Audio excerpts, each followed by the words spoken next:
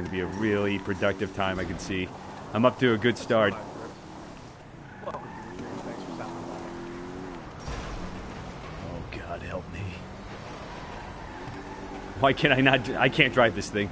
It's literally too fast, too furious. Oh, God, no, not again. Too fast, too furious. Too fast, too furious. It's not even fast anymore. It's just furious. It's just I know, it's Furious 7. Jesus. Which makes me absolutely furious that every advertisement I've seen just shows Paul Walker as opposed to everybody else. It's like, okay, I understand what you're trying to do here. It's wrong, and stop it, please. You're tugging at my heartstrings. I'm here for some high-octane action. I need to see The Rock. I need to see The Rock punch somebody through a table, or I'm not happy anymore. Punch somebody through a table? Well, him carrying the minigun was pretty awesome. And then I thought to myself, that thing is made of paper mache. I am so sad. Oh, they couldn't give The Rock an honest-to-God minigun and say, hey, go to town, Dwayne. Could you imagine that? He doesn't know how to shoot him. Something weighted? I mean, jeez. He wasn't even leaning back on the daggone thing. I don't give a daggone how strong you are. There's no human being on the planet that wouldn't have to lean back to support that kind of weight. He's got like 72-inch biceps, and he's not even a pro wrestler anymore. That's what I don't understand. Did I just pass you? Are you kidding me? Hold on. Well, I think you. Wait, hold on. I think you're up. I think you're above me. I think you're honest. Oh, hold on. Let's try this again. Okay, hold on. Oh, okay. Hey. Okay, see, that was me. I can see your driving skills from here, so yep. apparently I know where you Mac. are. Oh, no. Oh, no. No. Oh, God, was that you? Not the Lambo. I'm in the Lambo. Oh, sorry. Oh, man. That's what I get for texting while driving. I was looking at the comments, and then I realized out of nowhere the situation about to happen. What are you gonna get in? I was trying, and it didn't okay. work. So now we got this going for us. So how was your day? Did you learn anything new in school? Oh yeah, actually. You know what I learned in school? What? Well, I'll wait until you get back on the road there, Grandpa. Grandpa? I want to not pop the clutch so hard. I mean, Jesus H. Oh God, no! Oh! See, this is okay. Yeah. Okay, wait, hold on. I don't feel so bad about hitting you now. All right, so maybe we're gonna probably just switch here. I'm just gonna go get right nice and comfortable right here. Okay, never mind. I guess I'm not. I'm gonna go and do a slow walk. Okay, that's great. All right. Well, all right. So everything just worked out perfect. So we landed back here. Yep. So okay. you want to talk? You want to talk about this, or are we just gonna leave this be for now? We're not gonna talk about this. So I was talking about Skylanders today in school. And somebody about 12 years younger than me told me that it was for babies. I don't understand how that's possible. Why? You're a full-grown man. You're talking about Skylanders. Is it still like Spyro related now, or is it just completely different now? It's Spyro's Adventure, but what happened is the spin-off of it, the sequel to it, Giants, focused on the Giants, and then they eventually focused on other Skylanders, so it became less of Spyro's Adventure, more of the world that Spyro lives in, and all of the monsters. There you go. Now you're driving.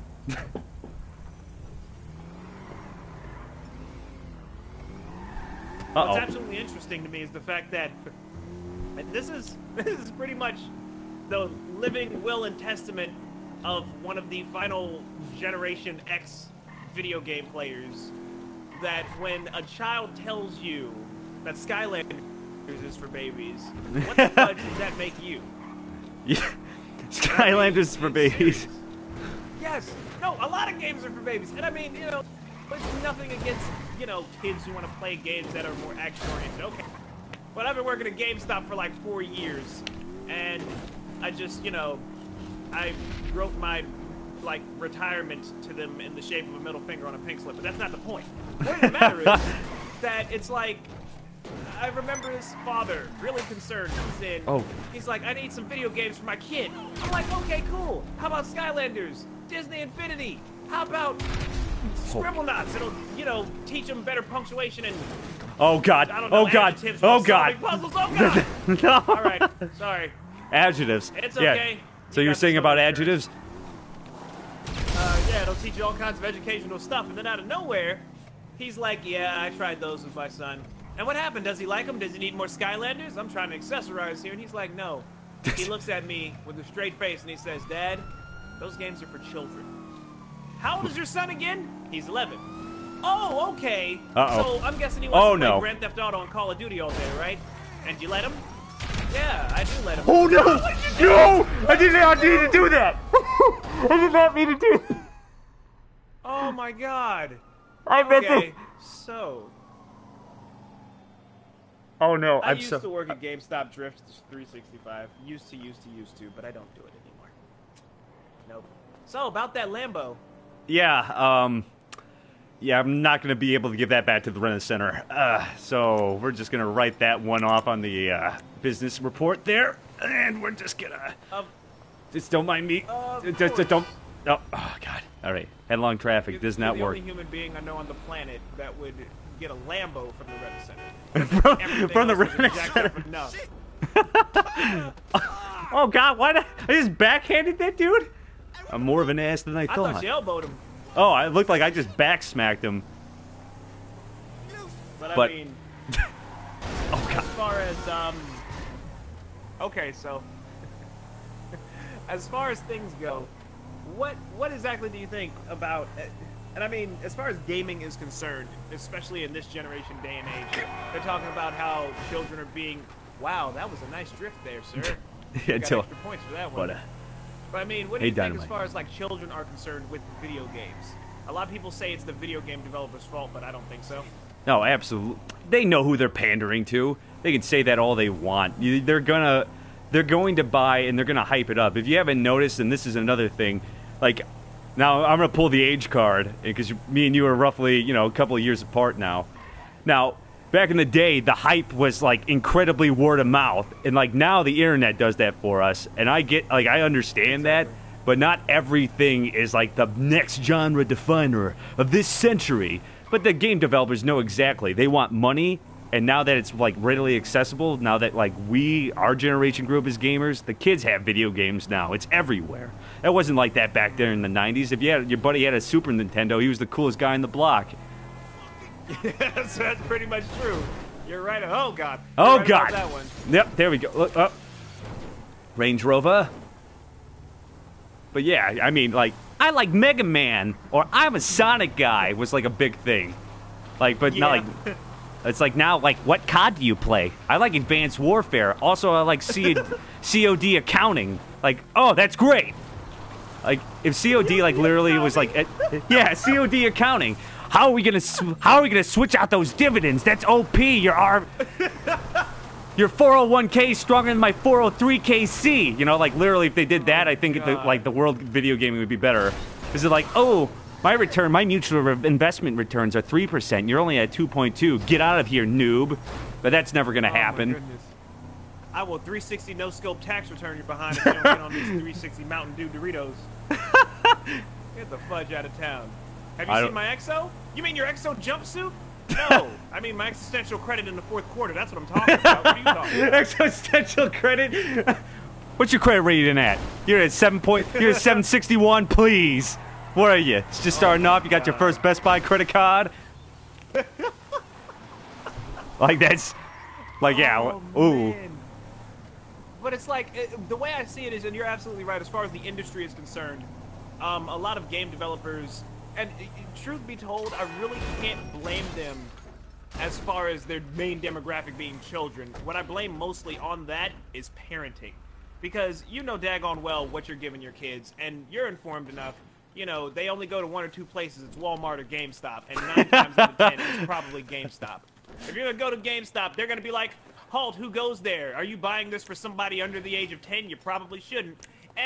I let my kid be exposed to this and this and this and this and that. And then one day, when when little Jimmy decides to club you upside the head with a ball-peen hammer thinking you're gonna respawn, don't go hauling off and whooping his behind, because it doesn't make any sense at that point.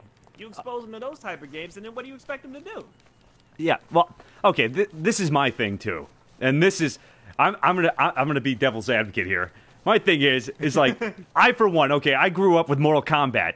All right, if you want to pull that thing, like, I hate fighting. I know if I get punched in the face, it fucking sucks. Like, literally, like, I cry for about 15 minutes if somebody, like, slugs me.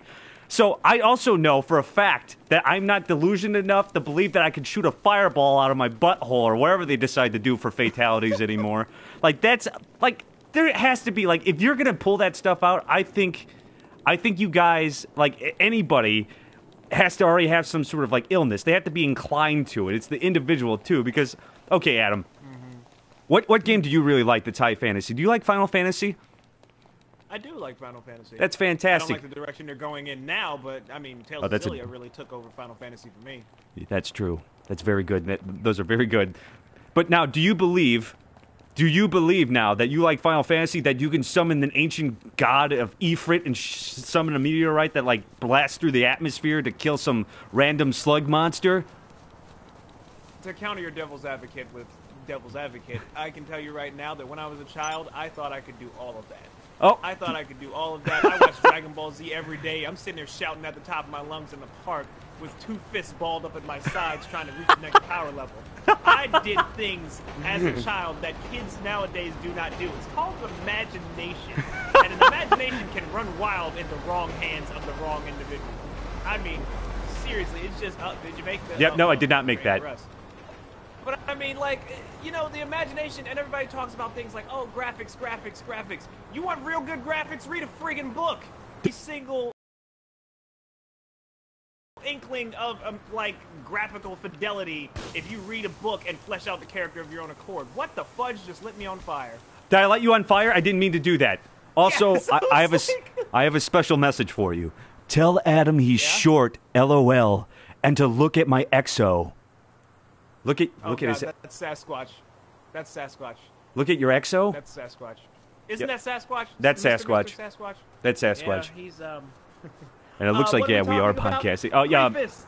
By the way, everybody, I forgot to mention, I sincerely apologize. With me right now, with the very, very red, noisy cricket in his hand, is legendary streamer of Twitch, Narrcost. Hi. He's with me today. He took time out of his busy schedule to do a little miniature experiment, if you will, a social experiment of a podcast about the state of gaming.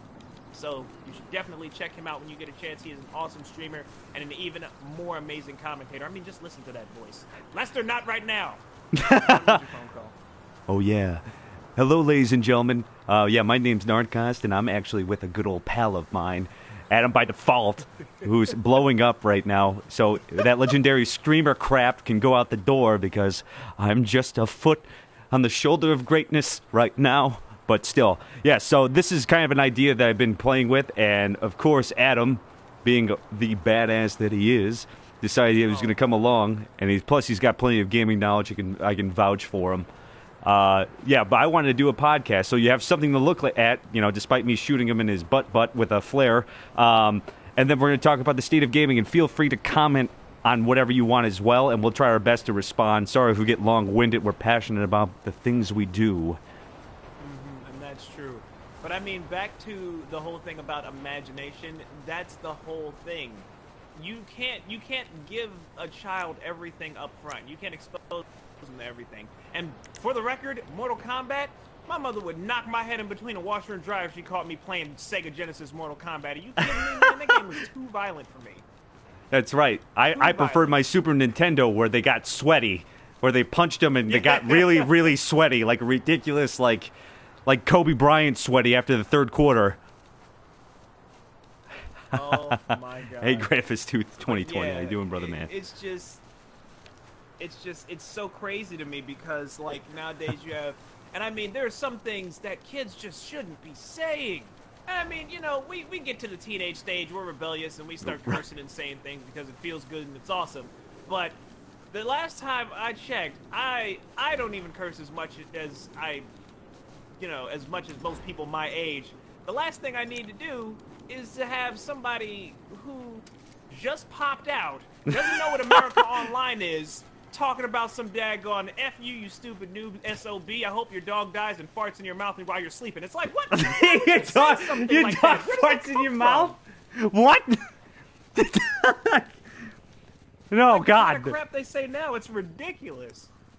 Yeah, I don't understand. Like, when did it become socially acceptable and, like, every 12-year-old has banged my mom? So that's why I want to know. Like, I don't remember my mom's with one man her entire life, and here she is just banging 12-year-olds. She would be in prison if that was the truth. My God. Tell Adam to be one second. MLG, I guess. We're going to be MLG. How are we going to be I'm gonna MLG? make a call. Hold on 1 second. One call? Yes, I'd like to request a helicopter if that's all right with you. What do you mean it is? Okay. Well, then, here we go. Thank you so much. Really appreciate it. I just called Merriweather. Merriweather. We're gonna just, get the helicopter from the guy. Who the hell hand delivers helicopters? Who's like, oh my God, is that a helicopter? Hold on, should I shoot up a flare to make sure that he knows where we're at? Oh yes, please light the pilot on fire while it's still in the air. I don't even know where he's at. I hear. Oh God, he's right behind. Oh God! Ah! What the hell, man? I was right there. You saw me. Okay, so shield drives for this next part. Oh. Okay, now we have a free helicopter. Oh, you're such a nice guy. You're such a. I know it was a bit sociopathic of me, but you know what? We needed something to do. You just shot him dead in the head. Deadhead Fred. Deadhead Fred. Yeah, I don't kill people very often on Grand Theft Auto, but when I do, it's usually with a pistol, and it's usually a headshot, and I don't use other guns, and I'm sorry. I apologize, guy.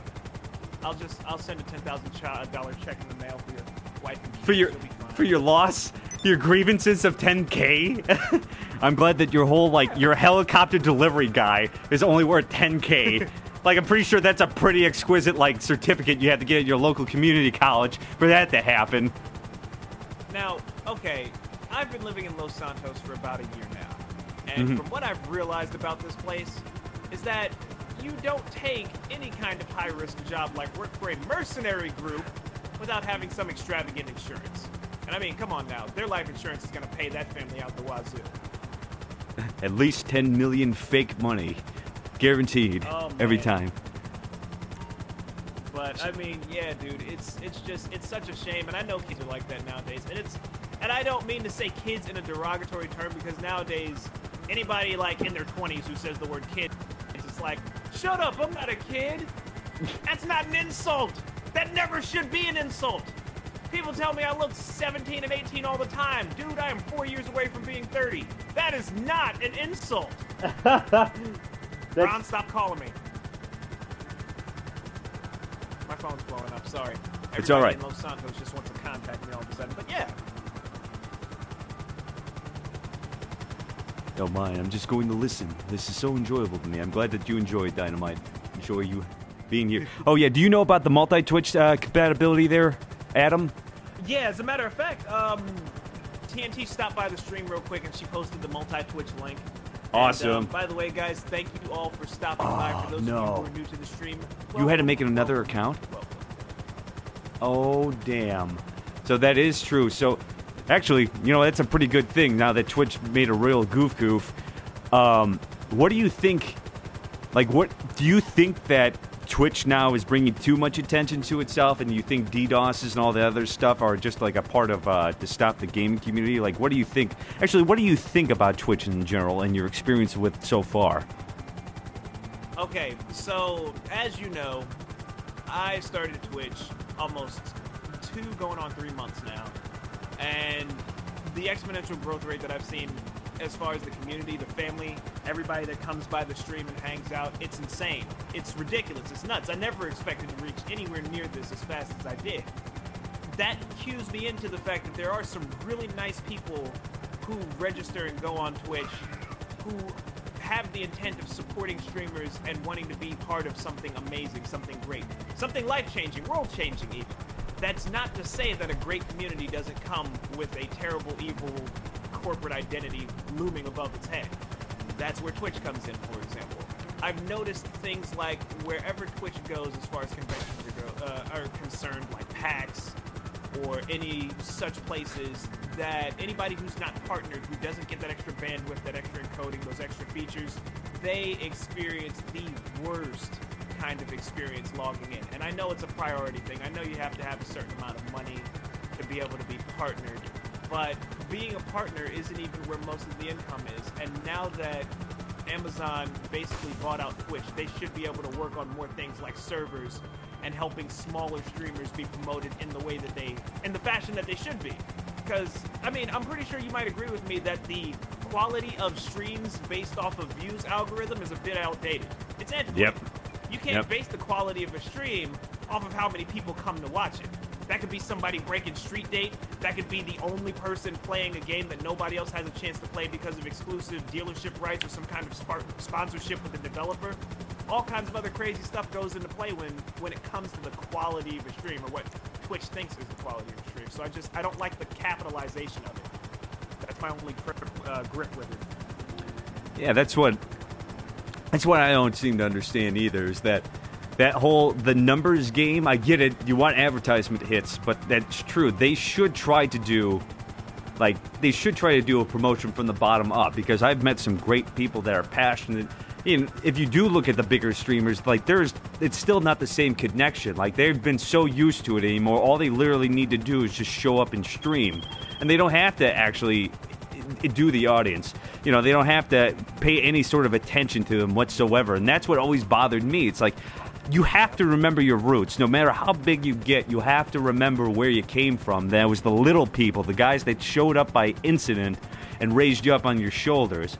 And that's what always has been my problem with it, is that these big-time streamers are just going on there, and they're just pretty much one big giant advertisement campaign. Like, literally, if they don't have the Twitch t-shirt on with their Razer Naga full in the screen cap, they're not getting paid. Like, that's what doesn't make sense to me. Because everybody else is having a good old time. And I mean, the lower small guys, which is still me and you on the bigger picture, even though we're we're considered large to our fan base, we're still just the length of a gnat's wiener and the scale of Twitch goes. We're not League of Legends players, but the thing that helped us out is that we realized that the little people, not to demean it, the people that stopped on by us by chance are the ones that kept us going. And that is what everybody seems to forget, and it's just a big money grab now, and that's what's been my issue with it, especially the big namers. Right. More further to the point, how do you feel about console streamers? Because Twitch did not explode exponentially the way it did until the release of the next-gen systems, which allowed Twitch API to be integrated within systems themselves. This bridged the gap for the budget streamer in a way that we had never seen before. Before this, you had to have a nice streaming PC, some kind of secondary apparatus like a capture card or something, to be able to even get half of that stuff. That's why I like you guys too. That footage, pretty much stable and ready to go so that you can stream console games to places like Twitch and Hitbox. So what's your take on the new generation of console streamers? Oh, I love it. It's an everyman thing. So the issue that comes up with it is it's oversaturation. So it's going to be harder for views for people that really want that, the hungry people. But it also gives more access for communication. I love the idea. I would have never, ever thought that in my life that anybody would ever give a single damn about what I was doing and playing a game. It didn't start. This was all for me, it was a fluke. I had no want or willingness to stream until one of my friends said, hey, why don't you just try it out? I think it would be pretty cool. And I did it, and I fell in love with it, and here I am still a year and something into it. And I still made more friends than I can possibly imagine across the entire world, not even just the United States. So it's wonderful. It's wonderful to see for people to actually break out, because I think people can find their second voices on this thing. People who are shy and timid can play a game which they're comfortable with and do something that they love and share it with somebody else who also loves it. So I love it. I love it that it's not just the PC master race anymore. It's and I mean more to oh sorry, go ahead. No, you go ahead.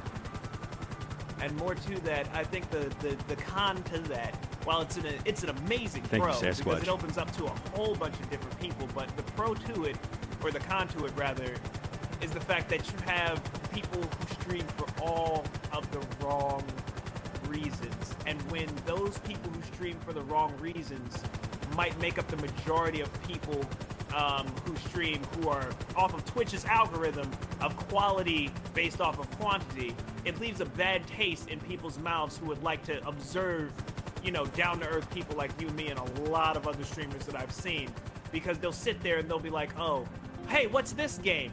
20 minutes later, no response. Well, fudge that. I'm not watching anybody's stream anymore. They're all stuck up a-holes, if you know what I mean. Yeah, that's exactly right. I mean, because that's what it is. It's not monetary. It's not like, you know, it's not monetary. It's the people that I've met. Literally, I would have given up if people hadn't shown up and said, "Hey, you're awesome," and had conversation with me. Because why am I going to stare in front of a screen? Why am I going to stare in front of a screen this entire time? Hopefully, just hoping that somebody's going to come and notice me. I'm going to become an instant millionaire. Like, you have to put some sweat into it. Like, I'll admit it. This hobby has become incredibly expensive. Incredibly expensive. But the reason I do it is because I just want people to enjoy it. I want the highest quality content. I want them to see something nice. I want them to hear something nice. And I want to have a nice conversation. And then, of course, you know, this always stems into, like, you know, for every 100 million good people that you come across, you always have those bad apples, all that other good stuff that you have to worry about. And then I guess this is a nice segue. Like, how do you deal with your trolls for the most part? Because I know you have them. Oh, God.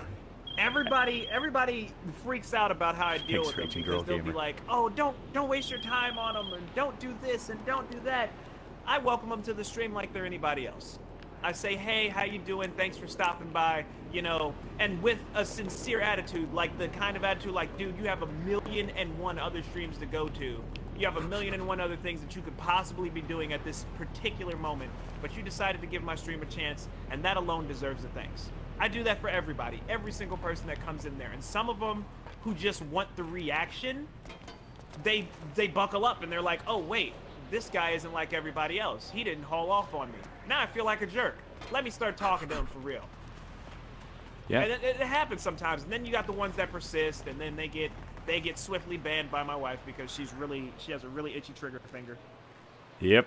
That's but, so you know, me. for the most part, everybody's nice, everybody's cool, and the community's the way it is. The family over here, hey guys, what's going on?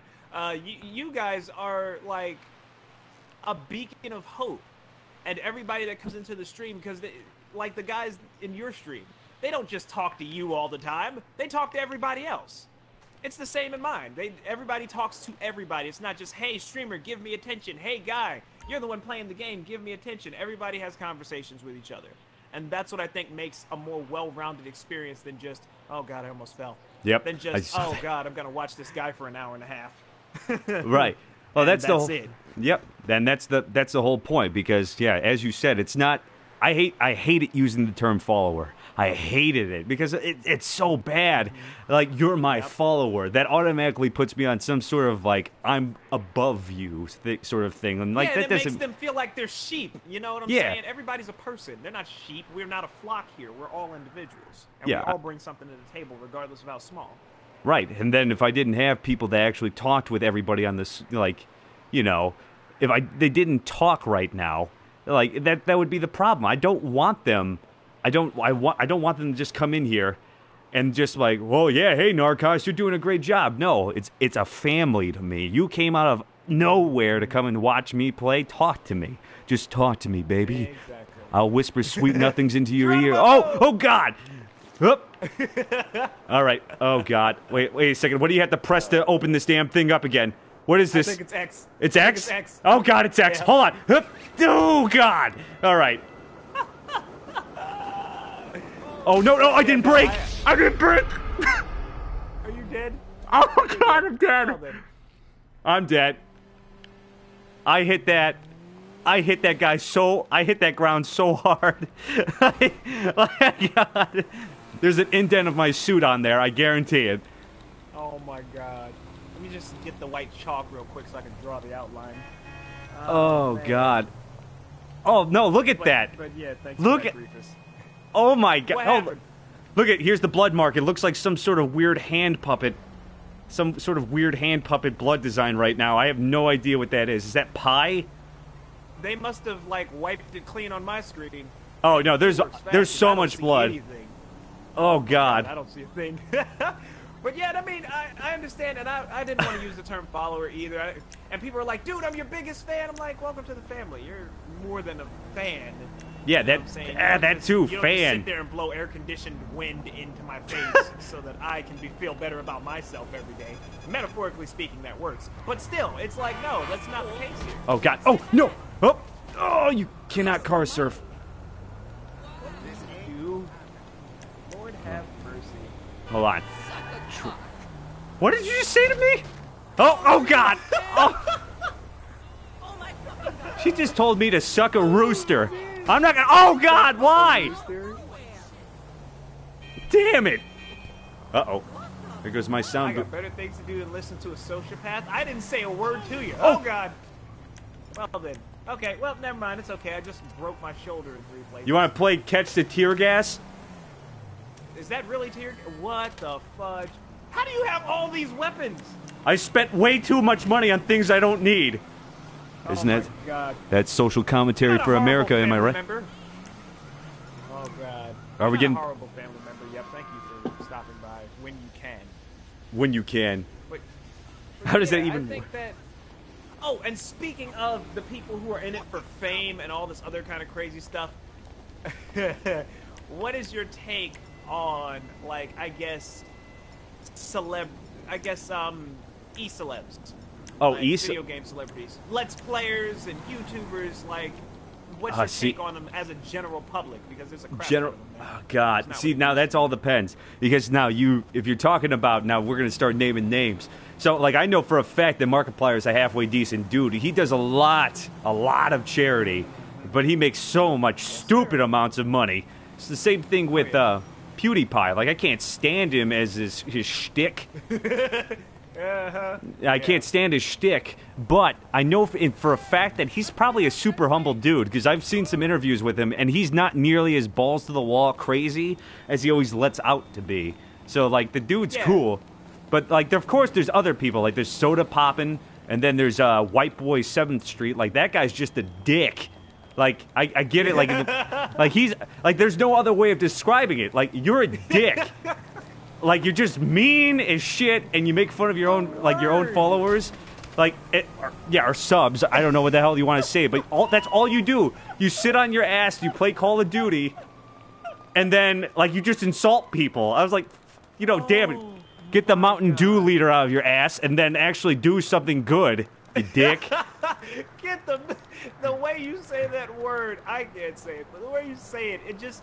The emphasis on the D just reminds me of how David Chappelle says the B word. It's the exact same way, and it cracks me up so bad. It's that. Yeah, you know what the problem is? Oh, go ahead. I was going to say, it's just that weird Chicago-Boston accent that I have. I can't stand it. It comes out like it put weird emphasis on, like, dick and ass. Like, it's weird. Like, why do I... There's no reason I should say ass at all like that. I should just say... That's a good tookus, or he's a tookus. No, I can't say that. Ass. Oh my God. Why are we sprinting? I guess to shed some light. I have no idea why we're sprinting. I guess to shed some light on, and I'm not defending these people in any way, shape, or form, but to shed some light on why some of them are the way they are is because, and this is the psychology minor in me talking. You know what? Let's go for a ride. You go ahead and drive. Oh, I'm gonna drive? I flew a helicopter for like 20 minutes. Here we go. Oh, I sure hope the cops don't catch on to this. Oh, they did. Okay, but go ahead. Better book it. Yep. Okay, so the way I see it is it's like, these are people, these overnight celebrity, these e-stars, these YouTubers, these streamers who have what appears to be no soul.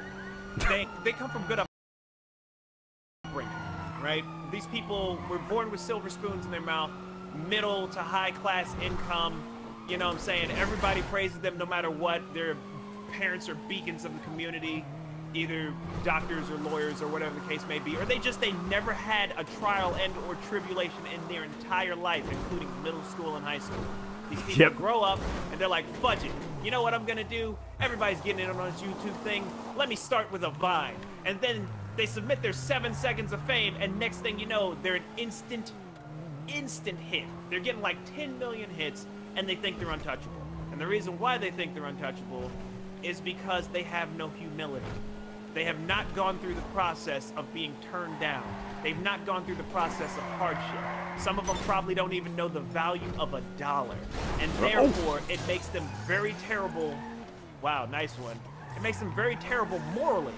And when you have crappy morals like that, you have no idea what it's like to be humble.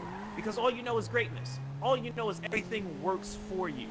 And that's what makes some of these people, in your words, a D. It makes them poetics. like that. It does. It's poetics. It does, and it makes them like that because they don't know what it's like to be anything else but on top, or relatively good. What did you get out for? What, are we getting another car? No, hold on. I don't know what's just happened. Hold on. Okay. Let me see here. Oh, okay. Wow, you could make a slight right here, Mr. Black Car Guy. that was a good nickname. That was a good insult. I tried all of 25 milliseconds to come through with that one. What are you doing? You're not gonna shoot him in the head, are you? You're gonna shoot him in the head. I thought you were a nice guy. I shot him, but it didn't. I am a nice guy, daggone it. Sometimes it just gets to me. I can't help it. Hold on. My trigger finger. I have arthritis in it, and it constantly needs to move. Oh, no! I didn't mean to do that! I meant to cancel something! I meant to cancel the phone! I meant to cancel the phone! In cold blood. It's just... Oh, itchy trigger finger, huh? Oh, no! This and call me in the morning. He You're not dead. Holy crap. I'm glad that you got arthritis, though. Wait, I mean, I'm not... damn it. Oh, man. Shooting people in the head? Pow! Take that, you sick motherfucker. I'm glad you got arthritis. Whoa! Whoa. You mentioned the A word, arthritis. Oh, my God. Why did that happen? Oh, no, I did not mean to do that. Oh, no. I totally did the wrong thing. Oh, no, I totally did the wrong thing. You're... Oh, man. Oh, God, I'm sure Drake didn't start from the bottom. He started from Degrassi. Yeah. Yeah, you also came from the richest... He came from one of the richest people in Canada, so I don't want to hear it. He's a Canadian. Some rap problems. Oh, man. I know about the struggle. I started from the bottom down here. Started from the bottom of the what? Your swimming pool, Negro pool.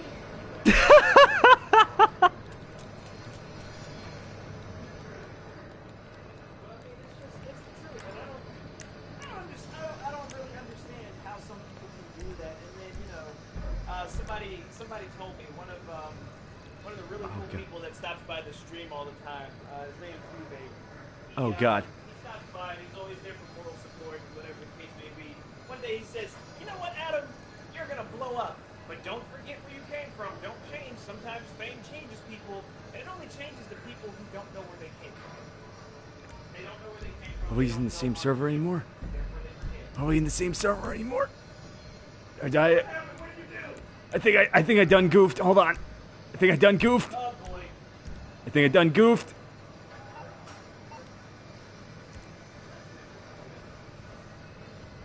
That is never. God damn it! How do I check the server? How can I tell who's? I'm just changing the poll. That's why I'm like not in the camera right now. Now you'll feel your older sister's pain. I have no idea what the hell you guys are talking about, but that's fine too. That's fine too. Kill myself. I can kill myself. That's great. Wait, how? Oh God, I feel so old. How does this convoluted server thing work? Let me see. Friends. Are we in the same thing? Can you do that for me? Can you check for me? Because apparently I've forgotten how to. Yeah, we're in the same one. Okay, darn it. All right, where are we gonna go? Where do you went? I have no idea. How did you get on the other side of town? That's what I wanted to know. I accidentally warped to a job, which I didn't mean to, and when I was trying to turn off my phone, that meant I guess I'm gonna clock you in the back of the head as hard as I humanly possibly can, and then your head hit the hood, and I went and I cried a little bit. I also laughed, and I didn't mean to laugh because I don't want to hurt your feelings, let alone bust your skull in. It's bad. It's really bad. I've done goofed. Okay, you get one free one on Narr. That's okay. That is okay. But guys, thank you so much for stopping by the stream. I hope each and every one of you enjoy your stay. If you're a little bit confused as to what is going on right now, I am on the air with the one and only Narrcost, legendary streamer from Twitch. Narrcost. Narrcost. That's his name. Yes, But Narrcost. yes, legendary streamer Narrcost has decided out of the kindness of his own heart What to kindness of finally, after a year in the making, do a collaboration with me, and I thank him very, very much for it. He's a really awesome streamer. The multi-Twitch is in the chat. He's with me, and we're basically talking about video games, how they've evolved, where they've come from, and the people involved with them in terms of YouTube, social media, and other outlets. And I would very much like it if you guys posted your own opinions as well, because Yes, like feel I free said to do before, so. we're all a family here. Jump in on the conversation. Speak up. What do you guys think of how gaming is turned into now? Are you a graphics person? Are you a gameplay person?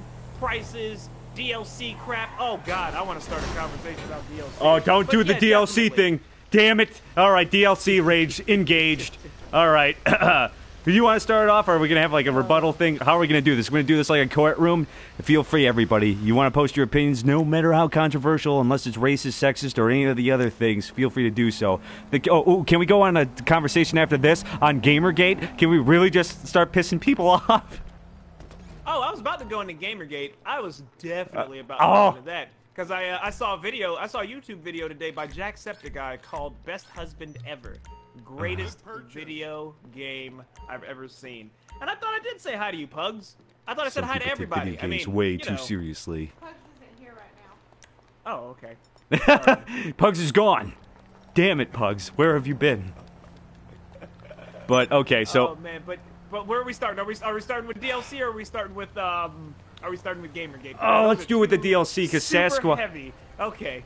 Sasquatch just brought up a good point, and this is the part where I'm literally, so excuse my language, as you can tell that I'm not as PC necessarily as Adam, but here we go. So Sasquatch brought up this point. He said, hey, Narrcost, so what do you think about the Predator in Mortal Kombat 10, bro? Oh, what do I think about the Predator in Mortal Kombat? What is that? Really? Who said? Who honestly, God said, like, hey, you know what, NetherEnd Games? We ran out of ideas. You know how we had Freddy Krueger? Let's bring the Predator in.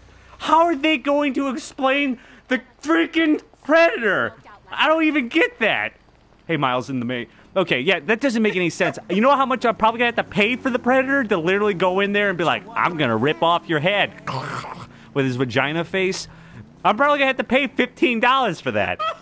I'm going to have to pay $15, so for some 12-year-old from Malaysia is going to literally go in there, beat my ass with the Predator, rip my skull out, and then send me a dirty text message where he says, hey, BTW, banged your mom.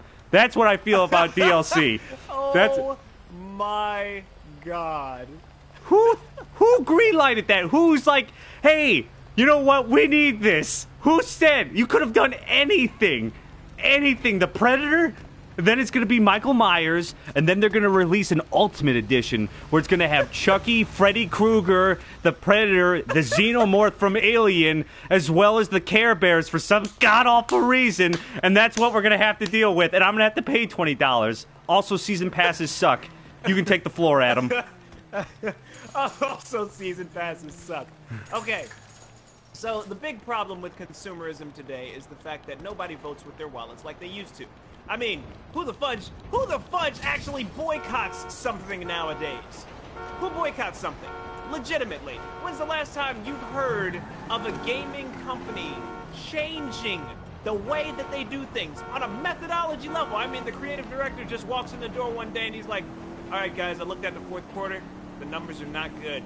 Seems like people aren't buying our game anymore because it's the same crap every year. Let's change it. No. You know why that doesn't happen? Because we don't. We don't. And the more everything becomes microtransaction and freemium and all that other kind of crazy crap that's coming out. Like, for example, the best definition I can give you of DLC done wrong and DLC done right is Evolve and Bayonetta. Oh, I'm gonna leave it at that. My boy. Bayonetta had the best Bayonetta. DLC fan service ever. Ever. Thank you for buying the game. Holy crap, thank you for buying the game. Here's all of this stuff that changes the way you play. It's not a reskin. It's not a reskin. You get unique weapons. You want to play as Princess Peach? Okay, you can actually kick behind as Princess Peach in third-person perspective from the back like you're whooping somebody's behind in Smash Brothers. Oh, excuse me? Are you kidding me? Get the fudge out of town. And then you have Sasquatch. freaking Evolve with 15,000 different DLC packs ranging anywhere from $60, which is expensive for a game that should have a free-to-play model in the first place, all the way up to $128, and you don't know what you're paying for, really. Paying for texture packs, extra characters to unlock. Who pays $15 a character?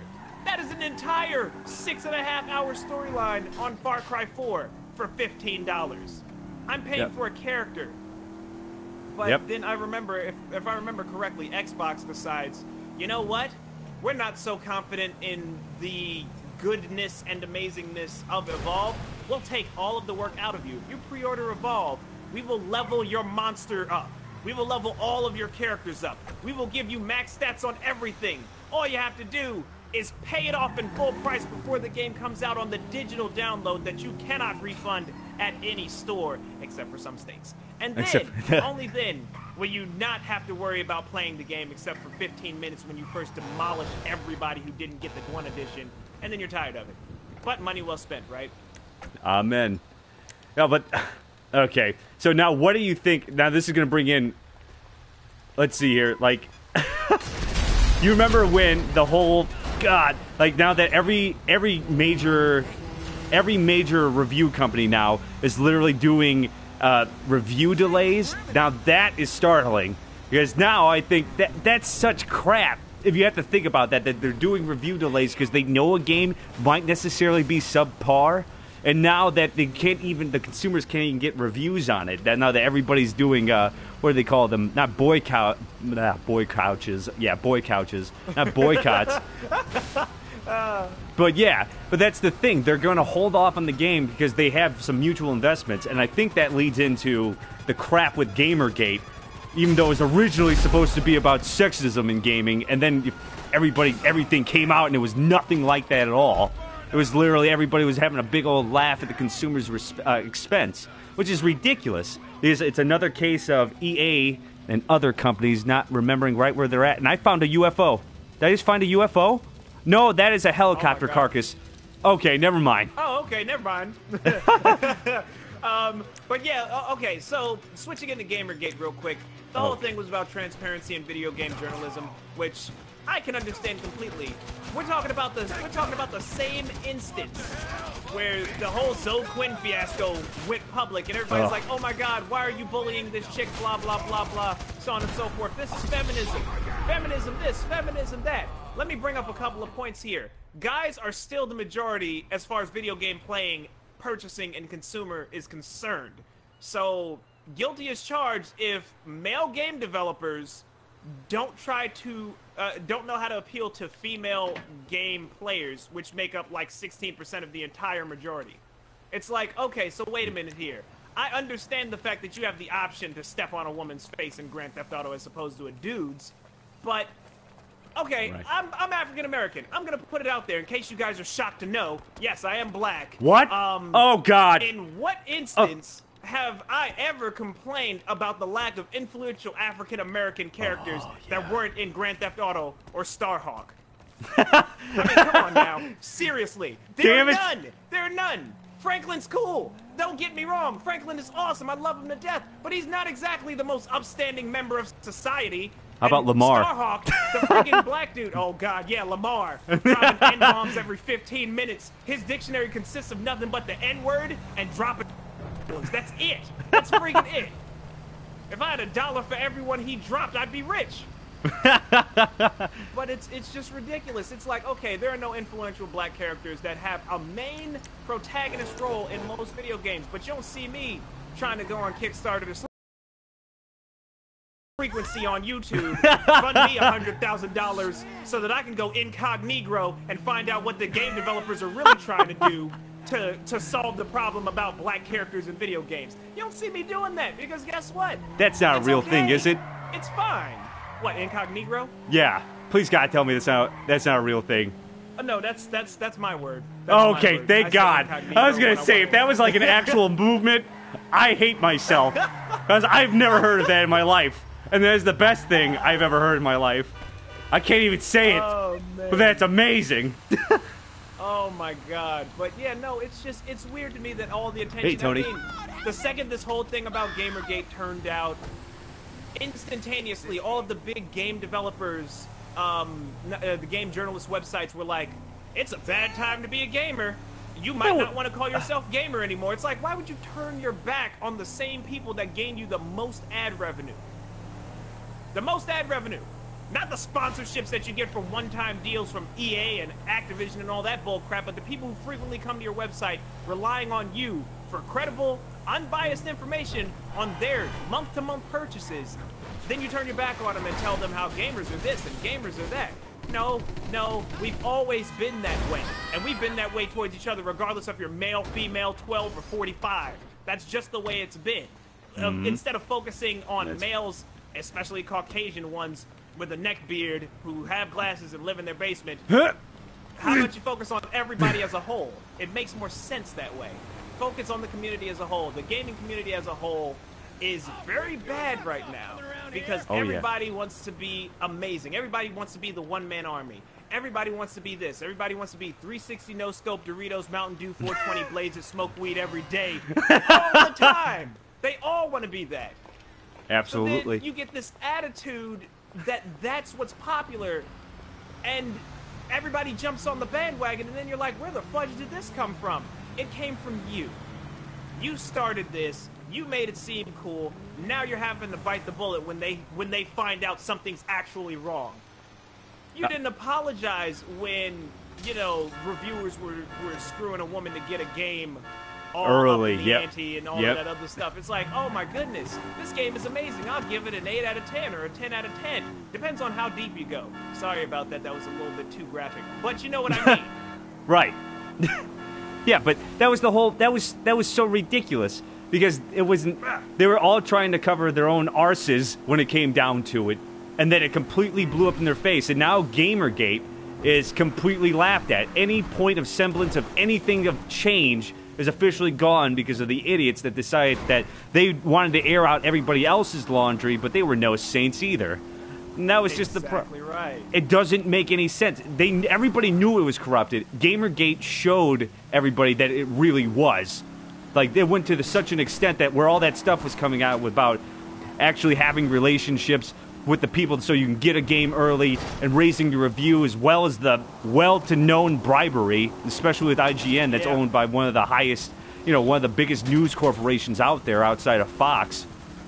There's a lot of stuff that went completely wrong. It was supposed to be about transparency, and now it just made a mockery of video gaming. And then it's bleeding, it's the poison that corrupts the system. Well, video gamers already suck, so might as well just keep the status quo. And that's what's just terrible. And they were committing suicide. It didn't make you never for once go to your audience and say, "Oh yeah, by the way, you shouldn't relate this stuff that you've been with since your entire life, especially this generation. Oh yeah, just disregard that. You're a bunch of a-holes." That doesn't make any sense. They're the ones that made you money. They're the ones who gave you the hits. They're the ones who, as you said, came back for your honest-to-God advice to feed this machine. You remember when EA used to be Electronic Artists and it wasn't a big hungry... Electronic Arts? Get the fudge out of town. Of course I do. Yeah, when they cared and that it was a big standard stamp. Like, if you got an EA game, it was a bunch of dudes that actually cared about what they were doing. I don't remember that either. But they don't seem to remember that, hey, by the way, we can stop buying games whenever the heck we want. But the problem is, too, and now this is how I'm going to segue into the next portion here. Have gamers actually ruined gaming for themselves? Is that what the corruption is? Are we overhyping stuff? Okay, so first of all, are you finished with that part? Was that question directed towards me? Or, yep, that's directed to you. Here's how video games nowadays work. You see a game, you think it's nice based off of the 50 million promotion ads everywhere.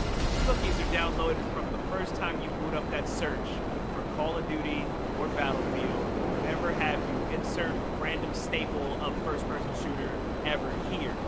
You type it in a search, cookies are downloaded onto your computer, and the next thing you know, those are all the advertisements you see. You see them every day until eventually you're either like, fudge this, I'm not going to do it, or you're like, oh my god, this is the most amazing game ever. Just look at the same 7 trailers that I've seen throughout the course of a 12-minute period. Okay, I'm gonna get it. This game is a bunch of crap because it's for hype and blah, blah, blah, blah, so on and so forth. No, first of all, when I play a game, and this, I know it's a personal thing, I know it's a personal opinion, but it's just a perspective that I feel like more people should do to allow themselves to enjoy a game more fully. I go into every game with an open slate. Clean slate, open slate. Clean slate, that's what it meant. So I go into it with a clean slate. Memory, white. This is the first game I have ever played in my fledgling life. And I do that because this way I don't set myself up for disappointment. A lot of people, when I play games, it's like, oh, doesn't this main character remind you of this person? Or doesn't this main character remind you of this? Or they totally copied this off of that. Okay, yeah, sure. Let's talk about how there's nothing really original in the world already. We know that. So if you go into a game not expecting anything, your mind's going to be blown regardless. You take all the good, you take all the bad, you put it together, and there you have the facts. Plain and simple. That's it. That's all you have to do. But I mean, it's so weird how we're not the gamers are too hard on everything, and they're so critical and they're so analytical when it comes to games nowadays because of what's been presented by the industry, by the beast, as you so call it. 1080p, 60 frames per second. If you put that on a game, you better daggone well better have the thing to back it up. Don't degrade the hardware, don't degrade the software come time release, because everybody and their grandma, because we have social media, because it's no longer word of mouth, because we're a very internet privy society, it will get out, and it'll get out quick, like The Order. Oh my god, it's only 5 hours. I love the living daylights out of The Order. I didn't give a fudge that it was 5 hours. If this game came out 5 years ago, it would have been right up there with a combination of Heavy Rain and Gears of War. Nobody would have complained. But nowadays, oh no. No. That's too much for my money. Blah, blah, blah, blah, blah. Okay, but wait. Metal Gear Solid was shorter than that, and it was $30, or it was $40 on PlayStation 4. So that's a staple. That's amazing, but The Order from Ready at Dawn that people haven't heard of since like the friggin' 90s God of War series. Yeah. You know what I'm saying? Stuff like that. It's like, oh, okay, well, I don't even know who the fudge these guys are. I'm not even going to give them a chance. Like, yeah, so now let me see here. Dynamite brought up this point. The internet latches onto everything these days. It's easy to find your niche and be all about that thing. And that's what I'm like. That's what I'm saying. Like, do you remember the hype for Destiny? Do you remember that? Do you like that? It was electricity. Like, literally, anytime anybody brought up Destiny, it was literally just instant e-boners everywhere. Like, Destiny's gonna be the first MMO. It's gonna be the new defining genre since Halo. Like, those are some big boots to fill. Like, the thing is I don't think gamers know what they honestly want. And I think that's what it is. Anymore. Halo was an accident. Call of Duty was an accident. They had no idea what they were doing. That wasn't planned. Every great gaming innovation was by accident. And people don't seem to understand that. But they had to reach for something. Your God of War was the first one to make box puzzles fun. You know, it's just like Halo was actually a console first-person shooter that could actually work. Like, you remember ever trying to play, like, I don't know, Deus Ex, the original Deus Ex on the Xbox? That was terrible. Oh, God.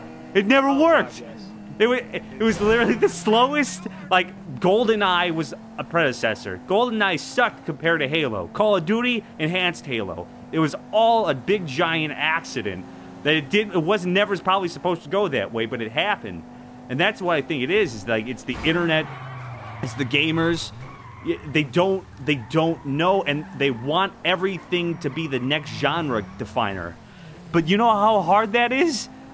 You know, it's so ridiculous because we're spoiled. Before, oh man, it's got 16-bit graphics. That's got the lead. It's got the lead. But now we expect an innovative, adaptive, random design each and every time we play. Tight gameplay physics based off of real physics, also fantasy, magic, summoning.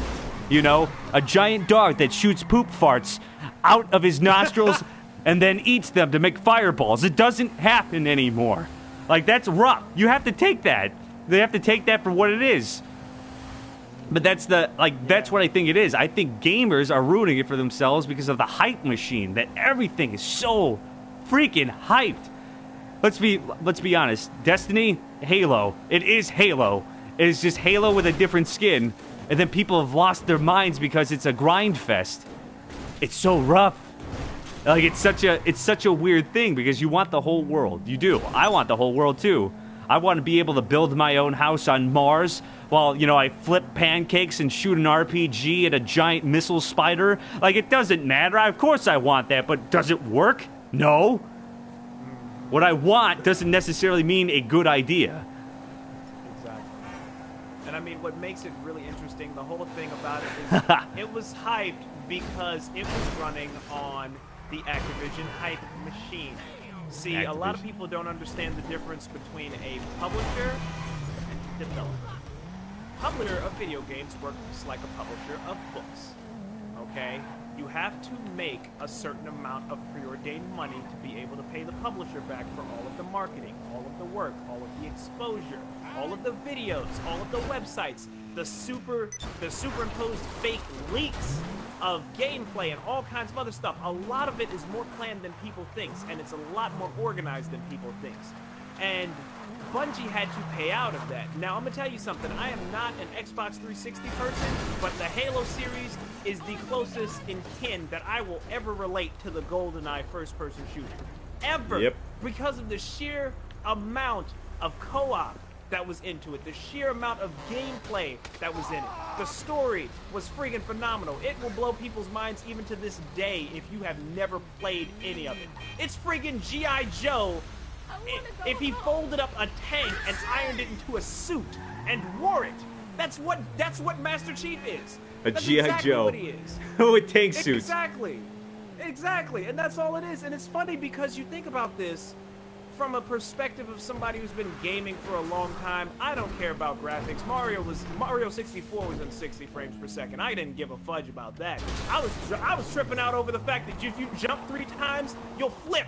Right. You'll triple flip in the air. That's it. That's all I care about now. And that damn but slide. You have this thing where Bungie. Oh yeah. God have mercy. The penguin slide. But you get the Bungie. You get Bungie, who's a mammoth. They do what they do, and they do it well. Their quality is amazing, and it's always untouched. Always untouched. But then it meets somebody like Activision, who is a publisher. You do not want to have somebody like Activision dangling a budget over your head. Because then you start to butt heads, but Bungie can't do anything about it. There are a lot of grievances. And I mean, I was there for the Reddit. I saw when the developers started posting anonymously. It's like, ask me anything. Why the fudge does Destiny suck so bad? That's because a lot of creative directors in certain departments left. And they left because they did not agree with the direction that Activision wanted to go in. Let's strip some of this and sell it as DLC. Bungie don't play that. Bungie will hit somebody upside the head with a long tube sock with batteries filled with in an instant. But it's just like, for example, I'll give you the best example of how they cut it and how they made it into this ridiculous mashup. It's like, okay, so you've played the beginning of Destiny. I'm pretty sure everybody, you guys in the stream as well, for the most part, you guys have played Destiny. You remember that introduction where Dinklebot comes up and he's like, hey, you've been asleep for a long time. I revived you, but the world isn't what it used to be. The Ask Me Anything guy on Reddit explained why that's not possible and why that doesn't work and why it doesn't make sense. The real reason behind it is because that is the recycled robot introduction scene. Because you see, the robots run on light. Light, which the Traveler's little bestie buddy, whatever the fudge Dinkle robot, can use to imbue in certain machines. It imbues it in certain machines like the combat robots that you can play as, and hence the explanation of the revival. If you're a human or you're an awoken, I don't give a daggone how blue you are. You get shot in the head or blown up, you're dead. You can shine a flashlight on them all day. They're not going to revive from that. It doesn't work that way. Shine the flashlight. That's what they did. They recycled it because they cut so much stuff out and they didn't finish the story, and they're trying to flesh it out now, and Bungie's trying their hardest. I don't blame Bungie at all. I blame Activision, and if they would have went with a better publisher, a more open-minded publisher that didn't say, hey, we have the largest selling first-person shooter franchise on the planet, we know what we're talking about, they would have had more creative freedom to do what a Bungie game usually does best, which is make an amazing first-person shooter. But it just didn't work that way. Nope. And that, okay, but that, see, that's what it is like, okay, so the whole idea, if you, I don't know if you followed the Bungie drama, because see, I was an Xbox 360 guy. I was. I didn't care for the PS3 so much, please God, don't dingle that over my head. I didn't care for it so much in the first part. And so I was stuck with the 360. My buddy had the 360, everything else. He's a huge Halo fan. I almost went pro with Halo, but I realized that I sucked as soon as I got to game battles, and I got literally just pooed on. Literally, metaphysically, metaphorically, yeah, whatever you want to call it. So that was the thing with, like, Bungie swore to themselves as soon as they got out of contract, with Microsoft, that they would never ever work for them again. And that's why you were seeing all that crap with the PS4 getting releases first on Destiny and everything else. And like, Bungie is one of the very few out there that I think has the gonads to actually stand up to these big monstrous corporations, these publishers that are literally have unlimited funds practically now. And that's what the problem is. It's just buckling to these funds, because back in the day too, is that your game developer, Mortal Kombat was made with 3 people. 3 people. Exactly. 3 whole people. The Legend of Zelda, Ocarina of Time, was made with 18 people. That was a big team. And Ocarina of Time blew everything. It's still the highest rated video game of all time, is Ocarina of Time. Because they gave a damn. They gave a damn. And people are getting so mad at Bungie. But, like, the thing is that of course it's easy to feel righteous when you're removed from the situation. You know, you have somebody that says, like, hey, you really want to make that level? Oh, you're not going to listen to our lead game designer, a.k.a. some dude's, like, cousin, who says that, well, actually, I think we should have more revolvers. We shouldn't waste our time with new gun types. No, they're going to want to... It's just what it is. It's a big, giant, corrupted mess. You need the money to make this game, but you have to listen to these guys. You have to listen to them, or you're not eating. You can't feed your family. You can't do any of this, and that's what sucks. Your vision gets lost, and it's terrible. And I feel bad for Bungie, because it was such an extent, and people were in such a rage. But this is like, they did an MMO. They did an MMO first-person shooter. They're the first ones to attempt it. You know, they were trying to do something there, but it's so hard. And what people don't realize, too, is, like, people hate MMOs for the fact that, like, oh, I feel so weak. I feel so weak, but that's the problem. If you, like, OP'd somebody as much as you did in a first-person, like, single-player game, it would be terrible. Nobody would play. Because one person would find how to break the game, and that would be it. Everybody would do the same thing, and it'd be a one giant corrupt mess. And so that's what it's always rough. Like, what the game guys have in mind and what the publisher is pulling out on them. Like EA used to give you free reign on everything you did. That's how, like, Knights of the Old Republic got made. Like, some of the greatest RPGs of all time were based off of just letting the team do what it needed to do and nothing else. But that's the thing. Like, the smaller game people, even Bayonetta was a smaller team compared to most of it. Team Witch, or whatever it was called, was a small time development. Resident Evil was small time development. They started off in these humble beginnings, and now they're so blown out. Like Resident Evil's nothing. I gave up on Resident Evil as soon as I saw Chris Redfield punch a boulder off a volcano while Wesker's doing a literal human tornado, like, helicopter blade move. Like, what the hell happened? Who said that was cool? Who said that was okay? I'll tell you how that happened. Now, in a world where action games are slowly becoming the prince of all seance, if you will. Seance.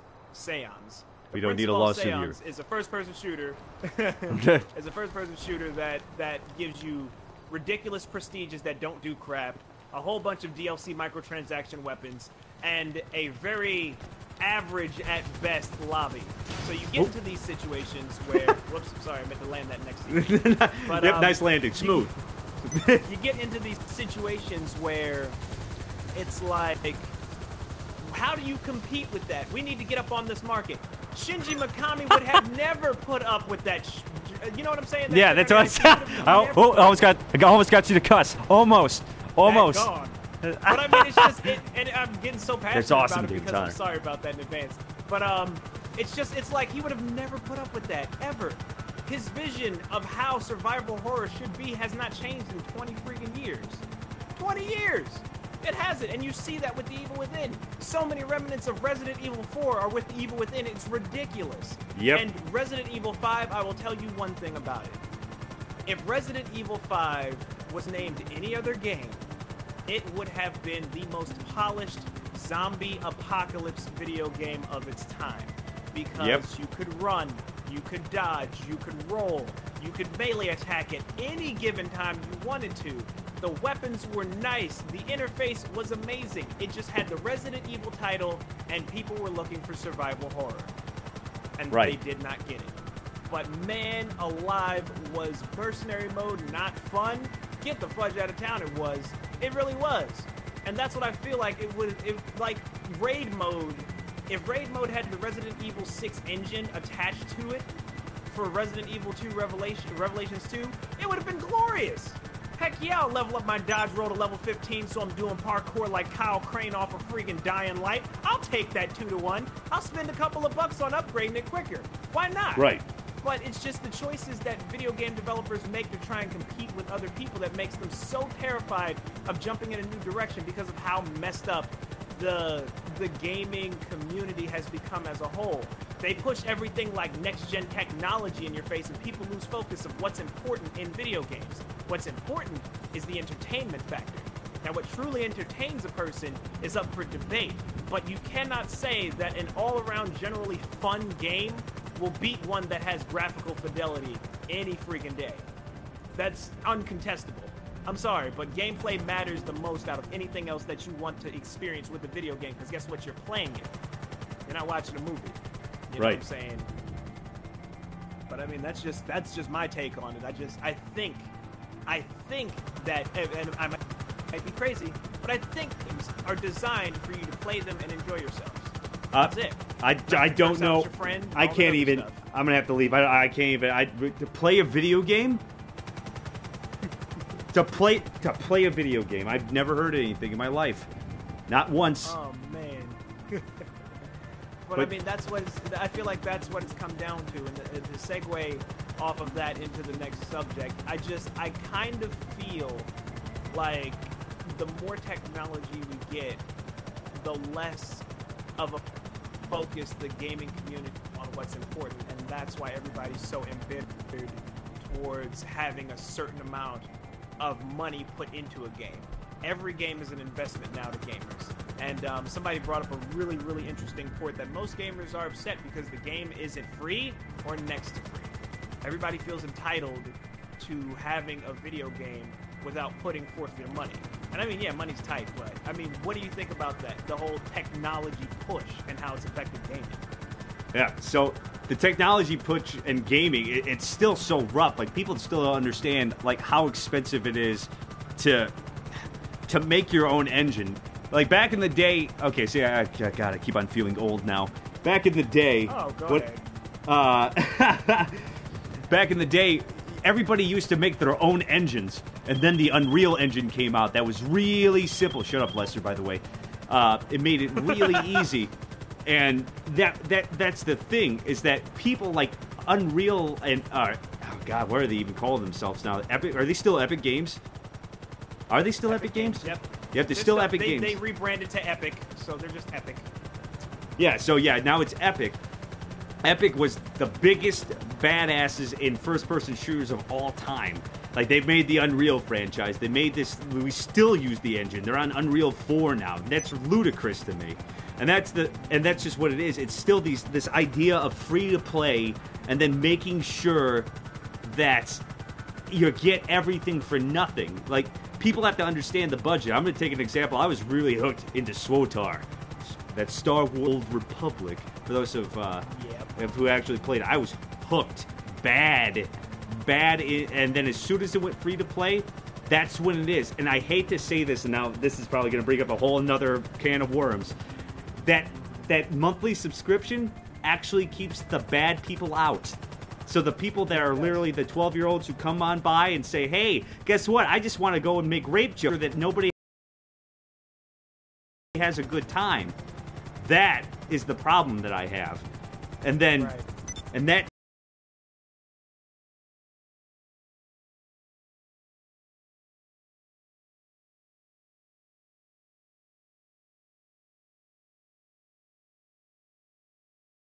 is totally, it's totally not like a cool thing, especially for gaming, because it eliminates competition. Everybody used to be on the level playing field, and now there's perks. And then what do you call it? Seons? Seons are the games that reward you instantaneously for literally taking a step into the first person. Like, yeah, that's it. You shouldn't be rewarded for every single thing that you do. Like, you gotta learn how to wipe your ass before you can make a poo-poo. You know what I'm saying? Like, it's just one of those.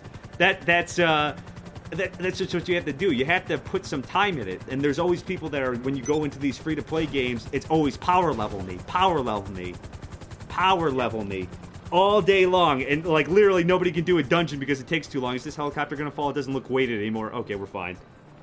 Mm-hmm.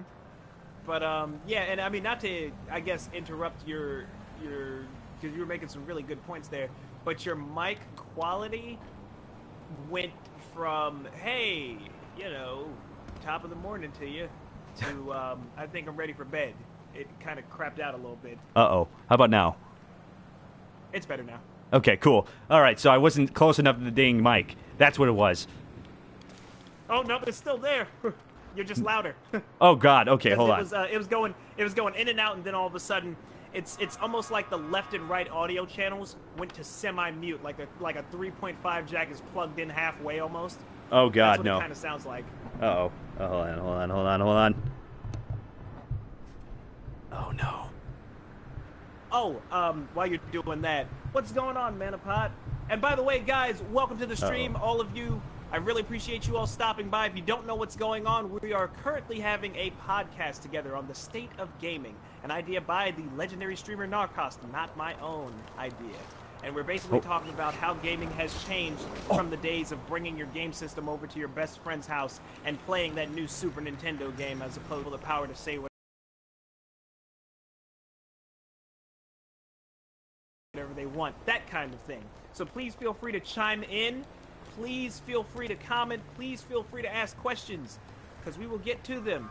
You guys make some really good points, and I know you guys are just as passionate about gaming as we are, and we want you to be a part of the conversation as well, so please don't hesitate. And you are welcome, Manapot. No problem, I do have man. Semper Elite 3. But we got all that. It's okay, man. I figured you're a pretty busy guy nowadays. You know, you've been cranking out updates like nobody's business, but I just wanted to let you know that I'm here to support Manapot. The Manapot system's amazing, and anything I can do to offer my assistance, I will. I really will. I believe wholeheartedly in what you're trying to do about for streamers. It's really awesome. And what is that called? Manopod? Manapot is the name of the guy who created the Manabot, which is the currency system that I use in stream, the fudge points that everybody can redeem. Oh, that's awesome. Yeah, it's really cool. I mean, he even went through the process. This guy created the website and created the bot himself. He personally went into my channel at like 8 o'clock in the morning and changed all of my settings around so that I could have like actual fudge points and the commands to go with them. So that was pretty cool. That is pretty nice, actually. That's pretty good. I like that idea. Now we just need Nar nickels or whatever the hell. Fudge Nar points. Sniper Elite 3, oh yeah. Damn it. So, okay, so what is your idea on freemium? Do you love it? You seem like the man that loves it. I like, and I mean, I am very unbiased when it comes to video games in general. I like all kinds of games, no matter what shape or form, whether they're freemium, whether they're just generally free to play. like the Warframe model, I think is perfect. I also like paying for experiences because I like supporting developers that work hard. And I mean, I don't know if I ever told you this. I mean, some of the people in the stream, you know, some of the family, they know. I used to intern for Bethesda. No. When they were, what? Yeah, back when they were doing Fallout 3.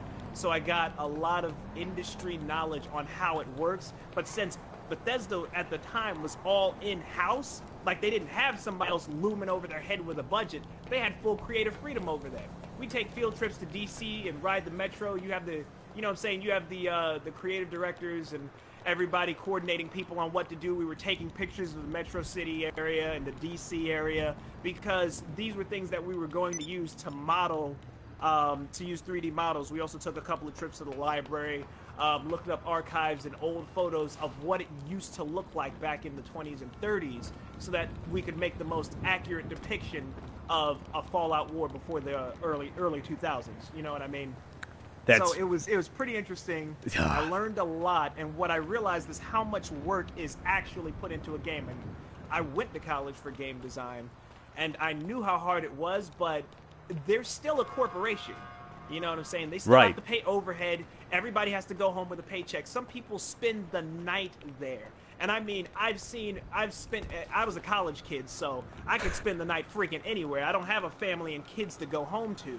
But, you know, people literally had like sleeping bags in an extra chair next to their desks. You see 50 million lines of code. People are wrapped up in blankets. They're sleeping with their mouth hanging open, neck back behind the chair. They live there, do this for a living. So, you know, the financial security behind DLC and all of these extra perks and all of this other stuff, it's just, it emphasizes that it emphasizes that much more how much dedication and hard work goes into a good game and why the support is necessary for the people who worked on it to stay afloat.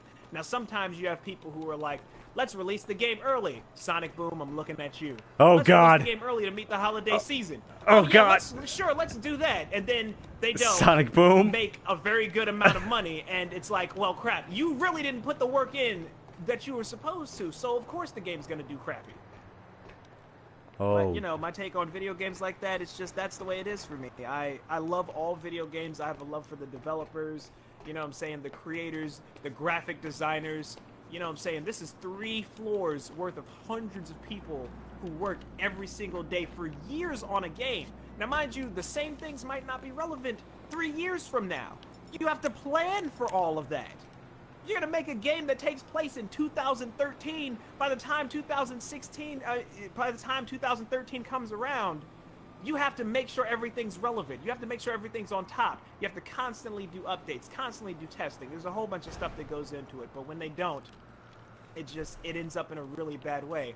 But I love the game models. I love the way they are, regardless of what they are. The free-to-play model, specifically, it helps put money in the pockets of people who really deserve it, because they continue to work on the game.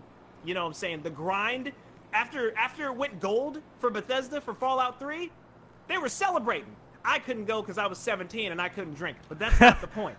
It's like they were celebrating and, you know, woohoo, it's time for everybody to go around the office and give high fives and let's get free merchandise for everybody, blah, blah, blah, so on and so forth.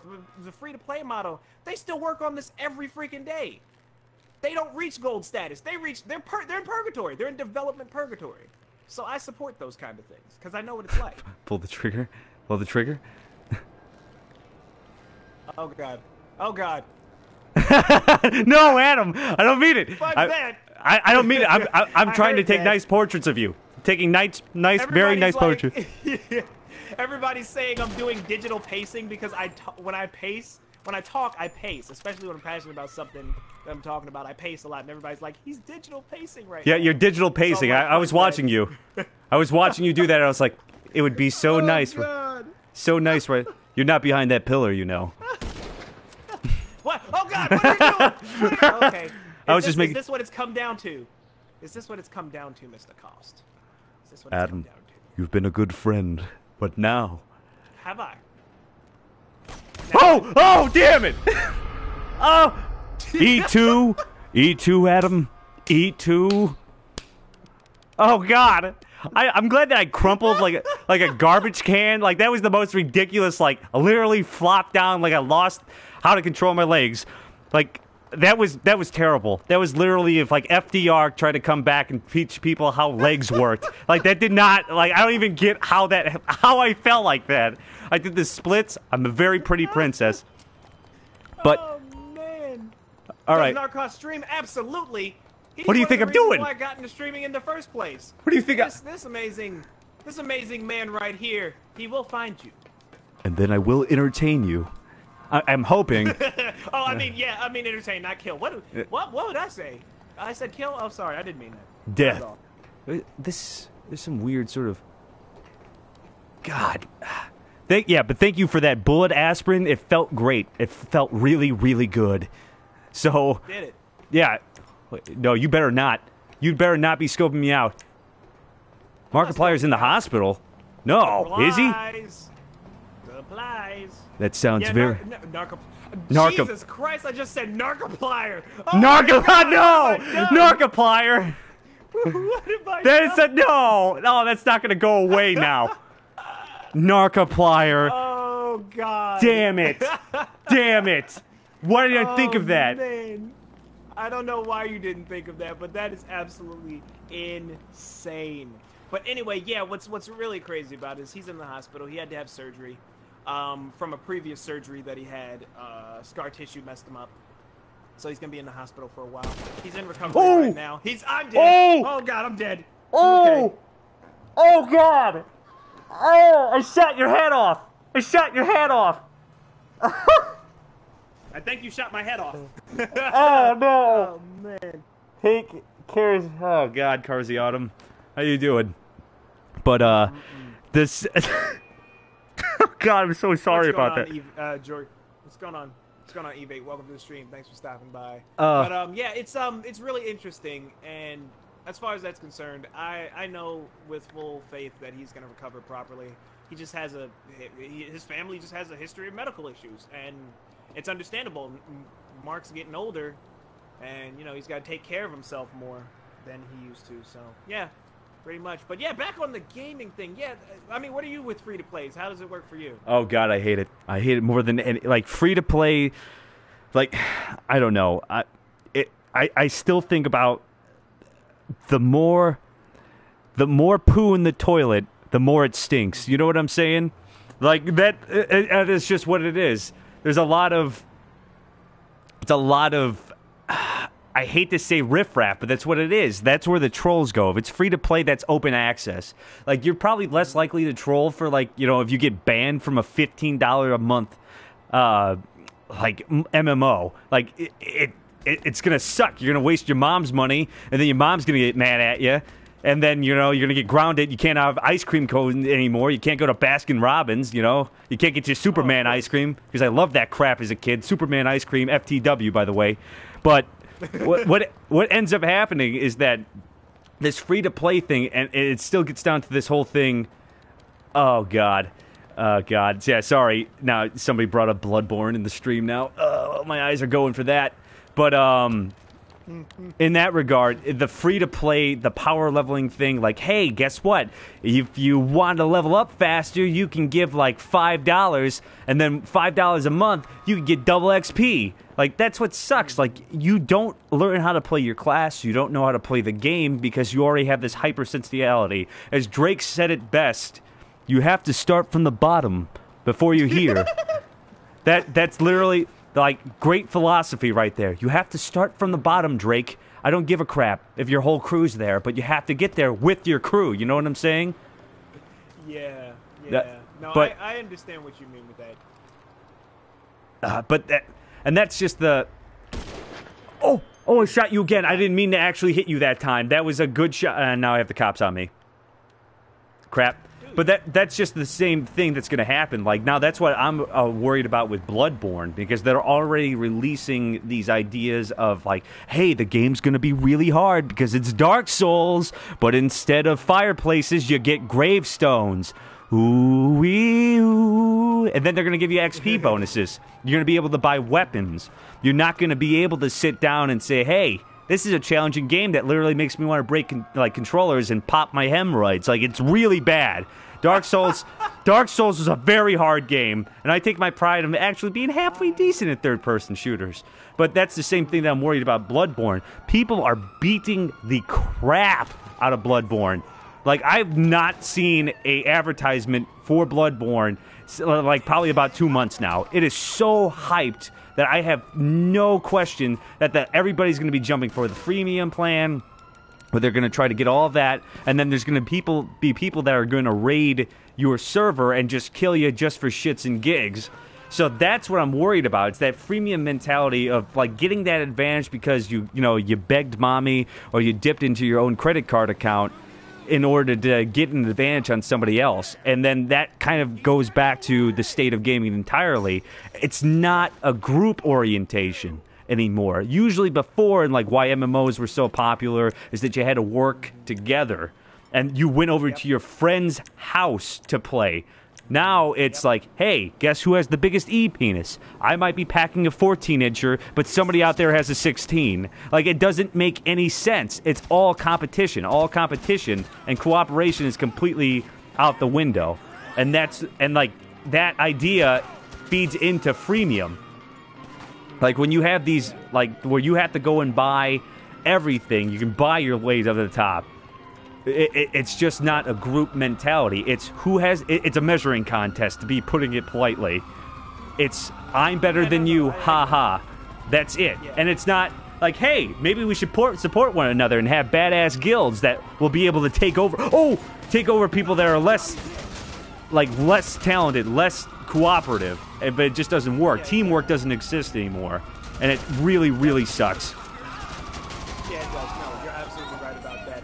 And I mean, I guess more to your point about the cons to the free, there are ones that are done right. God, I keep on shooting you. I agree there. Oh, God, I'm dead. But that's probably because I shot you. There are a lot of them that are done absolutely wrong. They're absolutely done wrong. It's terrible that they do it. But then you have games like Tree Fitting. Warframe, for example.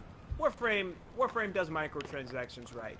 And I mean, they practically give you the money that you need to purchase it all in game. And I mean, yeah, you can get this quicker, but the only thing you're doing is benefiting the gaming society as a whole, because it's not, hey, look what I got.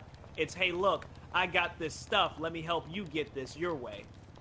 I paid platinum for this awesome thing so that we can take down this raid boss together. And it may take you a while for currency, but I mean, I'm Omega BA over here. I can do whatever the fudge I want, so maybe I'll help you out on this mission. And this embraces this makes the community embrace people who have purchased, because there's a little bit of animosity towards the people who have purchased over the people who have earned. It's like, I've been working on this for weeks. You just went out and bought it yesterday. Okay, well, now that I have this awesome thing, let me show you how to get it. Let me help you with that.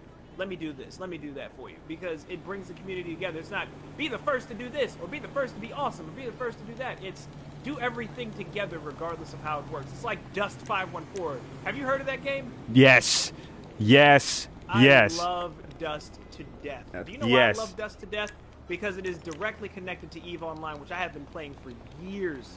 Oh, you're an Ever. See, look it. We're soulmates. We're soulmates right now. Oh, man.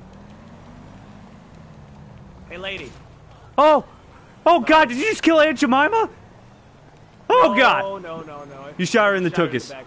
You shot her in the tuchus. The tuchus. That's what my Jewish mother would say, is tuchus. After she complains about her sinuses and all that other good stuff. But, when are we going to go to Miami, she says. Hey, nah, when are we going to go to Miami? I said, we don't have anybody in Miami, Mom. I'm actually from Virginia, and I don't have a Southern accent, but I have a Bostonian accent, which makes no sense. From Virginia? I'm from Virginia. What part of Virginia are you from? I'm from right on the cusp of Kentucky, and it's a town called Hornecker. But I feel really bad because I say Hornecker. It sounds really bad because it sounds like maybe. Yeah, he's from Hornecker, Virginia. Yeah. Narrcost is from there. He's on the cusp of Kentucky. That's where he's freaking from. Hold on. Wait a second. Let my wife chime in here. Let my wife chime in here. Go ahead. Go ahead. Her mind's blown, by the way, because you guys were neighbors. No, we weren't. Yep. And I was all the way on the opposite end of Virginia. I was in, I lived in Virginia Beach until I graduated high school and went off to college in the DMV area. So I lived in Alexandria, Annandale. Fact. Oh, I know where Alexandria is. Yeah. Wait, Yep. are you in chat? Is he in chat? What was that? Are you in chat? I'm sorry. She's shouting with excitement. Usually she doesn't make. Oh, sorry. I'm not in your chat anymore. Crap. I gotta see. She's not. Hold on.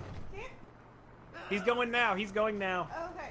Wait, Don't where'd text you and drive. You're gonna hit that don't block intersection sign. Never Don't mind. block intersection. Well, never mind. It's down. Hold on, maybe you should drive really quick. I'm gonna try to read and drive. Did I just shoot a shotgun? Why did I shoot a shotgun? All right, I'm driving. All right, I'm gonna get in the back seat, driving Miss Narrcost. The real PS player. You're absolutely right. I do need a new car. So, okay, I know this is a turn from a different direction in what I usually do as far as streaming is concerned, but I want to know what you guys think of it. How do you guys like it? I know it's just me and Narrcost going back and forth, but I mean, again, if you guys have anything to contribute or any questions to ask or, general topic of conversation, just let us know so we can talk about it as well. Yeah, I sorry. really want to know what you guys think of it because it's a really new experiment. I've never really done anything of this nature before. But yeah, apparently when you get in chat, Alicia would like to have a word with you. Okay, a couple of words. More like 90 words a minute. Beastly typist.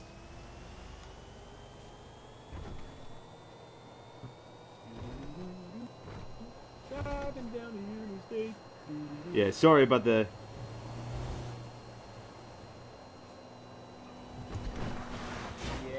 No way, she's from Grundy County? Huh? She's from No! Grundy, No! Yeah. Really? Yeah, she's from Hold Grundy. on. Yep. Oh my god. Wait a second. What's your last name? What's your maiden name? What's your maiden name? Her maiden name is Keen. Damn it. I was going to say, if you're a heart, we're related. Oh god. He was about to say, if you're a heart, we're related. I know! Oh god, you know who the hearts are in the musics? Oh god, tell me you know the musics. How hard is the music? Oh! God! Wait, no, this is weird. There's too many 8 degrees of separations here. Hold This on. just blew my mind. What? And No. the first time we dropped into, I swear to high heaven, the first time we dropped into your stream, Alicia was like, I like this guy, you should follow. I was like, you know what? Yeah, he plays Rayman Legends pretty awesome. Let's follow him. And apparently she got that good vibe because somewhere along the lines you guys must have crossed roads to go to to friggin' Food City or something like that. Yeah, Food City. Holy crap. Exactly. Yep. What? Oh. Oh god. Oh my goodness. See, look at that. We're Nuts. freaking Virginia boys. Yeah, my uncle has the family farm still there in Grundy County. I mean, God, not Grundy, and Hornecker. God, that's weird. That's so weird. Oh. Well, what the hell? What are the chances of that? This is weird. You were in Grundy County. Holy Christ. I didn't think anybody else knew about Grundy. Yeah, that's what she says all the time. That's exactly what she says all the time. The scary-ass road around the brakes? Oh my god. No, yeah. This just blew my mind. Yeah, Iron Bra. Adam's actually, the history between Adam and I is, was when I first started streaming, I did Rayman Legends, and he showed up to one of my streams, and I was having a very good time. And then this is so freaky. Nobody knows where Grundy is. Oh, God, it's so weird. And so ever since then, yeah, he was one of my very beginning, I think, like, my first 100 followers. And then he kind of just stuck around for a little bit. And then when he decided that he was going to start to stream, I gave him my advice.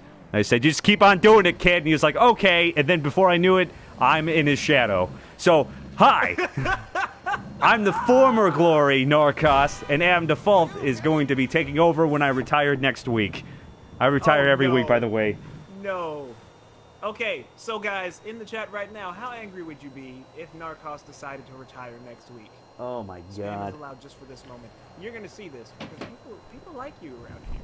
Good. And people like you around my streams too, so you should come and join me. So, but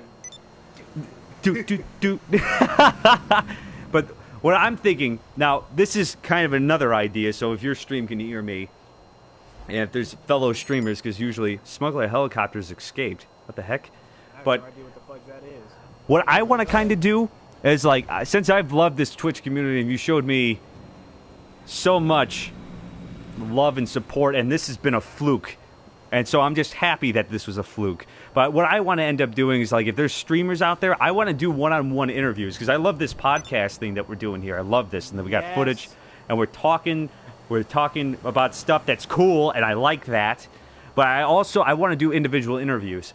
I want to do interviews with streamers and do that and see what got them started, because it literally, if it wasn't for one person, I wouldn't have been anywhere near this right now at all. I feel the same way about you, dude. There was times where I could have quit and just gave up because the views weren't there, but somebody else came along, Dynamite, and just said, hey, why don't you keep on doing it? And before I knew it, I was having people in the room, 70, 80 people, 168 people, 2,000 people in a room, and that's what got me hooked. And the support for something that I thought was just going to be a joke kept me going.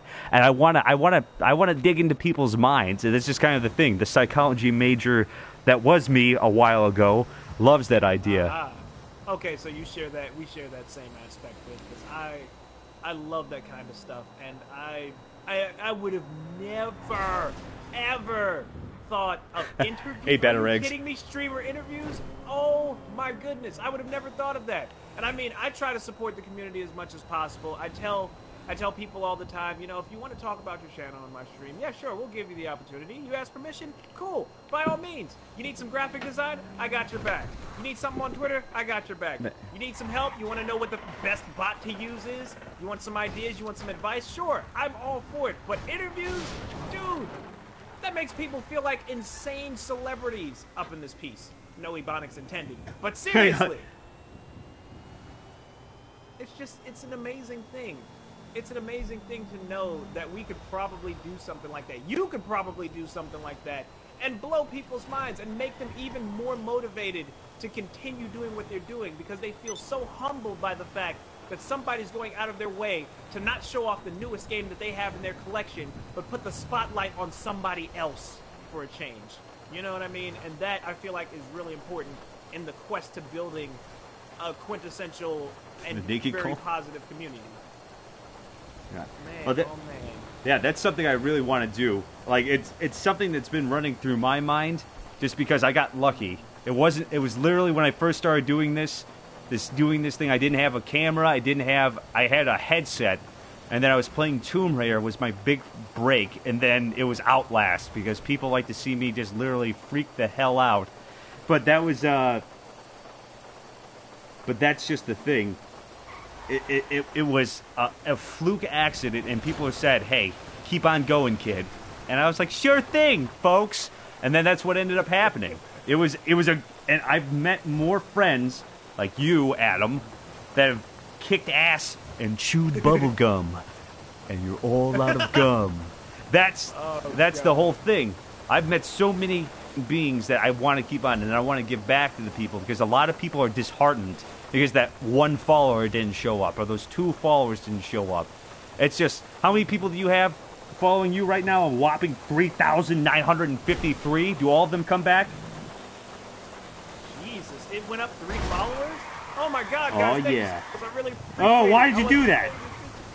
I don't know. I got so nervous because I didn't mention people who followed, and it made me upset. Thank you, guys. guys. Oh, I didn't shout them out. But But yeah, no, you want to talk about fluke, dude? How the fudge did I get to 2,000 in 2 months? Okay? That's you insanity. You want to talk about fluke coincidence? I was sitting there like, oh my god, what am I doing any different than anybody else? And I don't give a fudge how many followers I get. Narrcost, believe it or not, regardless of what you think of yourself as a streamer, as an individual, dude, I always put you in a higher regard than myself because it's not always about the followers. It's about how you carry yourself. It's about how you stream, how you treat your community, and what you do. There will always be things that I have to follow in the footsteps of. And the numbers, don't get me wrong, I am very appreciative of every single one of you guys, and I will continue to try my hardest to make sure that I don't disappoint you. But daggone it, you're the friggin' man. I'm just gonna say it. If it wasn't for you, if we hadn't did what we did, if my wife was like, you should follow this guy, I probably wouldn't be streaming right now. I wouldn't. Yeah, see, look at that. I'm reading your chat right now. It's not a fluke. It's God-given talent. I knew as soon as I watched your first stream that you would blow me out of the water. I put faith in you. That's what it was. You would blow me out of the water. That was your first time. When I first streamed, I didn't even know what the hell I was doing. I was like, playing Tomb Raider, and then I was just cussing a lot. And then people stayed because they were like, what is that swear word? It was a fluke. There's a difference between fluke and God-given talent, brother man. But that's all about it. That's just what it is. And why are we still driving this Prius? Why is this thing still alive? How has this lasted longer than any car? You're just slamming into walls and semi-trucks, but it's fine. Why does everything blow up as soon as we hit a rock? I don't get this. Oh, man. Oh, my God. But, yeah, dude, I believe and I support. I believe in and support everything that you do. Oh, and God. I always will, as long as you were doing this, dude. There's no friggin' way. Wait, you saw me play Five Nights at Freddy? Oh, my God, you did, Ace Man, didn't you? But, yeah, see, a lot of... I talk about you. I talk about you. People like you. People like you. And you need all of the exposure that you can get. And I mean, not just for your own fame, but just... You need the exposure that you can get because you turn it around and you give it back to the community. You give it back to the streamers. You give it back to the viewers. You give it back to your family. You know what I'm saying? Just like I do. With all of the followers, quote, end quote, and I'm using quotes here because that's the word that Twitch uses. Followers. Yeah, you know what I'm saying? With all the people that I've gotten who joined this community, this family, I turn around and I'm like, hey, you know what I'm saying? If you want to be a streamer, don't be afraid to do so. I got your back. Don't be afraid to do this. Don't be afraid to do that. Try it. See if you like it or not. And just have fun. Don't worry about numbers. Enjoy yourself. Play a game you want to play. Do what you want to do with it. It's your stream. And I mean, you know, there's charisma and talent and all the other kind of stuff that people say needs to have happen. But we live in a world where the internet brings people together that would have otherwise never even met each other. So whatever your personality type, if you're laid back and chill, or if you're loud and eccentric like Narrcost over here, somebody will like you for who you are. They'll like you for who you are. And then there's about 1,000 more of those people that know that person, that like that person for who they are. So, just to put it into perspective, they're what to do with your life and would support you 100%. I'm getting all philosophical over here. Yep. That's what I like to hear. Then you probably made something famous for getting someone started. What? Let me see here. Do you know you probably made someone famous for getting someone started? That's what it is. He deserves it. Even if he got inspired. I'm using big giant air quotes that you can't see. Oh, yeah, big giant air quotes. Inspired somebody to get started. You have to have the drive for it. The Adam kicked ass 2 times a day. I'm glad that we're kissing each other, by the way. You're a very good kisser. But that's what just keeps on happening here. Is that it's just what it is. I mean, literally, it was not easy. It was never, ever easy doing all of this. So that's just what it was, that's why I wanted to support people. It sucks being looked up to for something that was a fluke. Because people, number one question, Adam, when you get those big streams going on, what is the number one thing you see every time? What is it? The big streams? Like, yeah. Sometimes it's the back of my head because my eyes almost roll back from my stage fright. Right. But they're wondering, how did you get the numbers? Like it's some sort of secret? There's no damn secret. It doesn't make any sense. It literally makes zero sense. All right, David Donner, you take it easy. But that's just what it is. It just literally makes no sense. But that's why I want to do it. I want to give like interviews. Thank you, Eternal. You're a cool streamer. Aw, yeah. You'll have them. You will have them. Oh God! Oh God! Why did I do that? This is the military Wait, base. who has a YouTube? My mind went on autopilot, and I went to the military base. Oh, I have a YouTube now. I think. Yeah, today is a little bit of a special event here. But as I'm saying, do you mind if I plug in your chat stream? You mind if I give them my email address so we can set up an interview with some of them if they want to do it? Oh, dude, please. If you don't, I would be highly offended. Good. Okay, so hold on. I'm gonna do shameless plugs really quick. All right, you go do that. I'm gonna introduce everybody.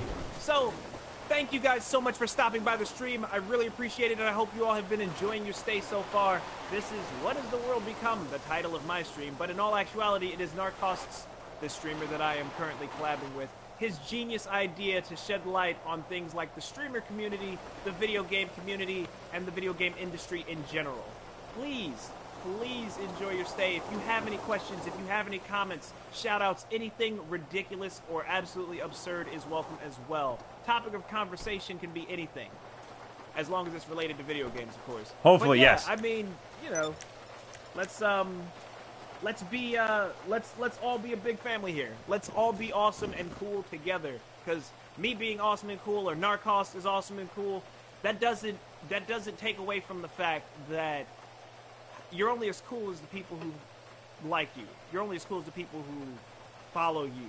Quote unquote, using big air quotes here, like Narrcost. But if it wasn't for the fact that you guys were awesome, I wouldn't be awesome. You guys are the representation. You're like extra arms in this gigantic abdomen that is the Atom by Default engine, or the Narrcost engine. You guys represent... Huh? Yeah. Basically. I would prefer Vishnu, but okay, I'll take that. Vishnu. Yeah, I know. I know she's got all the arms. That's why You can stream all you want. One day at a time, and that's why Sasquatch and everybody else needs to start streaming too. Dynamite, it's a little long past due, you know. Start streaming again. But yeah, I think we should take some jets. But in the meantime, what other topics, man? I mean, I know we got on the whole, you're cool. No, you're cool. No, dude, you're the man. You're the man. Yeah, but I mean, it's like, I think about it now, and it's like, where we've come so far technology-wise, there's got to be a point where people have to regress and look at the basis of things. Did you just pop the tires of our only transportation up here on this hill? Look as much as this thing has survived, I have to test this thing to its fullest. Oh, I have to... And we're going to break into that military base, is what you're telling me. Oh, yeah. Yep. Okay. We have no tires. Right here, and I'm gonna para-jump in. All right. Hold on.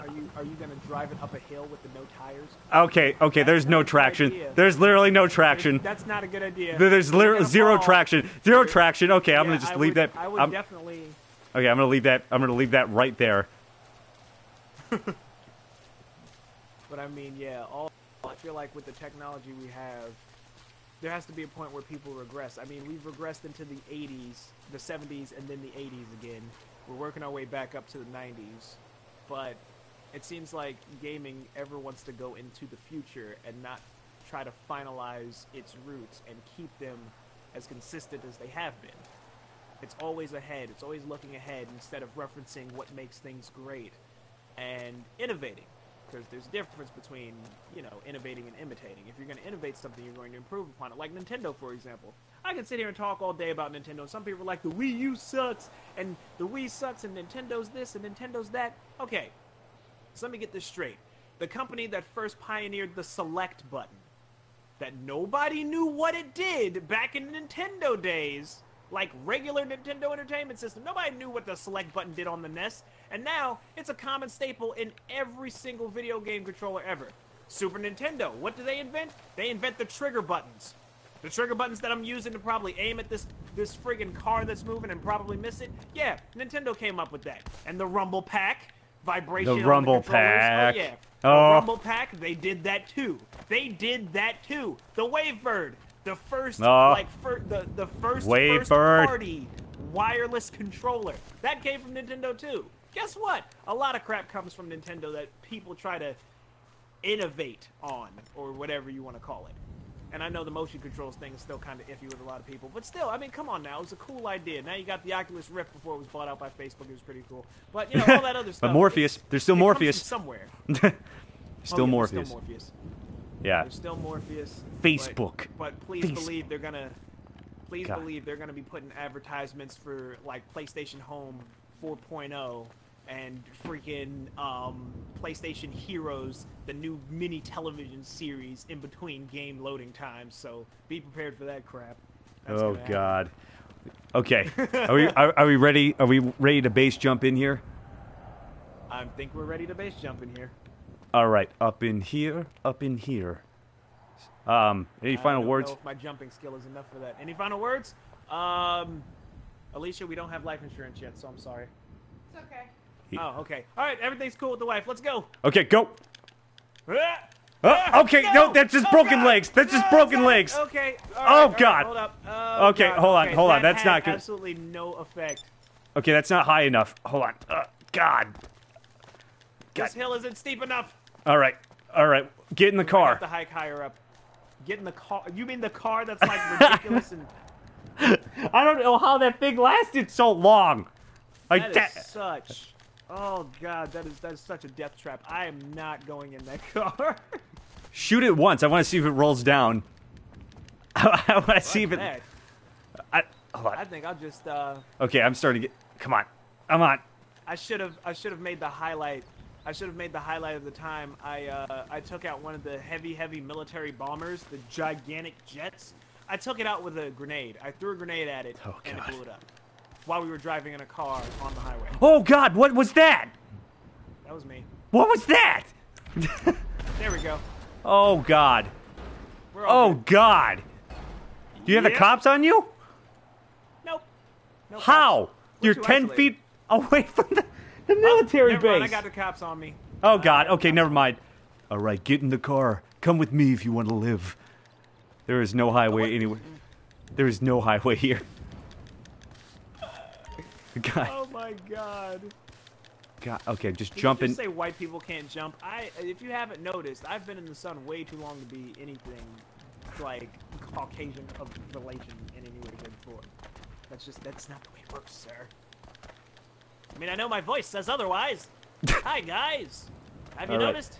Yep, What- that's right. Oh well, that okay. Well, that's you want to do that voice? I guess I'll do the Markiplier voice then, and then they can call me Narkiplier. Narcoplier. God. I still can't get over that. Narkiplier. Thanks, dude. Now I know how you really feel. Hi, Sorry. Markiplier here. Oh God, no! I'm gonna fall off. No, that's probably not one of his lines. That's probably definitely not one of his lines. Hi, Markiplier here, and we're gonna play some. You are oh God, I'm rolling, I'm not stopping, I'm dead. Oh my God, I broke my neck. Damn it. And Markiplier. Do your Captain Something voice. My cat. Oh, you mean my my Sir Hammerlock voice? Is that what you're talking The about? Samurai, what? The Sir Hammerlock voice from Borderlands 2. Oh God. Yeah. You Greetings, have- Vault Hunter. I am Sir Hammerlock. I can only do a I Duke am Nukem going voice. to climb up this very prestigious mountain, and then I'm going to drop 10,000 feet from the air and probably land on my face. Don't That's what worry you about get when it. you mark- Your gun is in the mail. I love Sir Hammerlock. Oh man, what's going on, Max? Welcome to the stream. Thanks for stopping by. Okay, there. Please continue to climb in an orderly fashion. We'll get there momentarily. I don't think so. I think there's a peak to this. There's a very bad peak to this, and it's. Oh wait. Oh my God, we actually made it. We actually made it. Oh my God. Did what? we? What happened to me last time? I literally took like one step and I tumbled down like for like 10 miles and died. Oh my God, we are so high up. We are so high up. Banana hammock voice. I don't have a Sir Banana Hammock voice. Sir Banana Hammock? Oh God. I have no idea, but he doesn't sound anything like my character. I know that for sure. All right. I don't even know. Like, which direction do we jump in? Probably the one with the steepest hill, which would be this one. The one to the right or the left? Oh, they're both steep. Okay, well, let's go to the left. Okay, so should we have like a tester? Like, should All right, yeah, I'll be the tester. Why not? okay. Don't worry about it. I mean, I'm expendable. This is a horror movie after all. So if I die, you can be Damn the it. main character and go on. Damn it. Slayer! Oh, God! Oh, no! Okay, No! wait, it's not working! Okay, wait, I'm not... Oh, okay. Oh, you're alive? Oh, no, it is! Oh, God, no, I'm dead. I'm totally dead. Oh, Jesus. Yeah, I'm not stopping. That's just it. I was like, oh, this isn't that steep, and then, you know, my Converse is caught edge of a very, very particular rock, and then all of a sudden, I broke my legs and my ankles and my Should I go for the right side then? Or... I don't know. The left side was a little steeper. Amount of luck, if any luck at all. All right, I'm gonna do something here. I'm gonna go to the top of this mountain. And I'm gonna try to jump off, and then hope to God that this works. It's not that steep. R.I.P.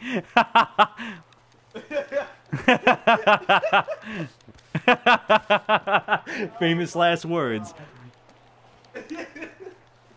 Oh man, I have a lot of famous last words. Oh, by the way,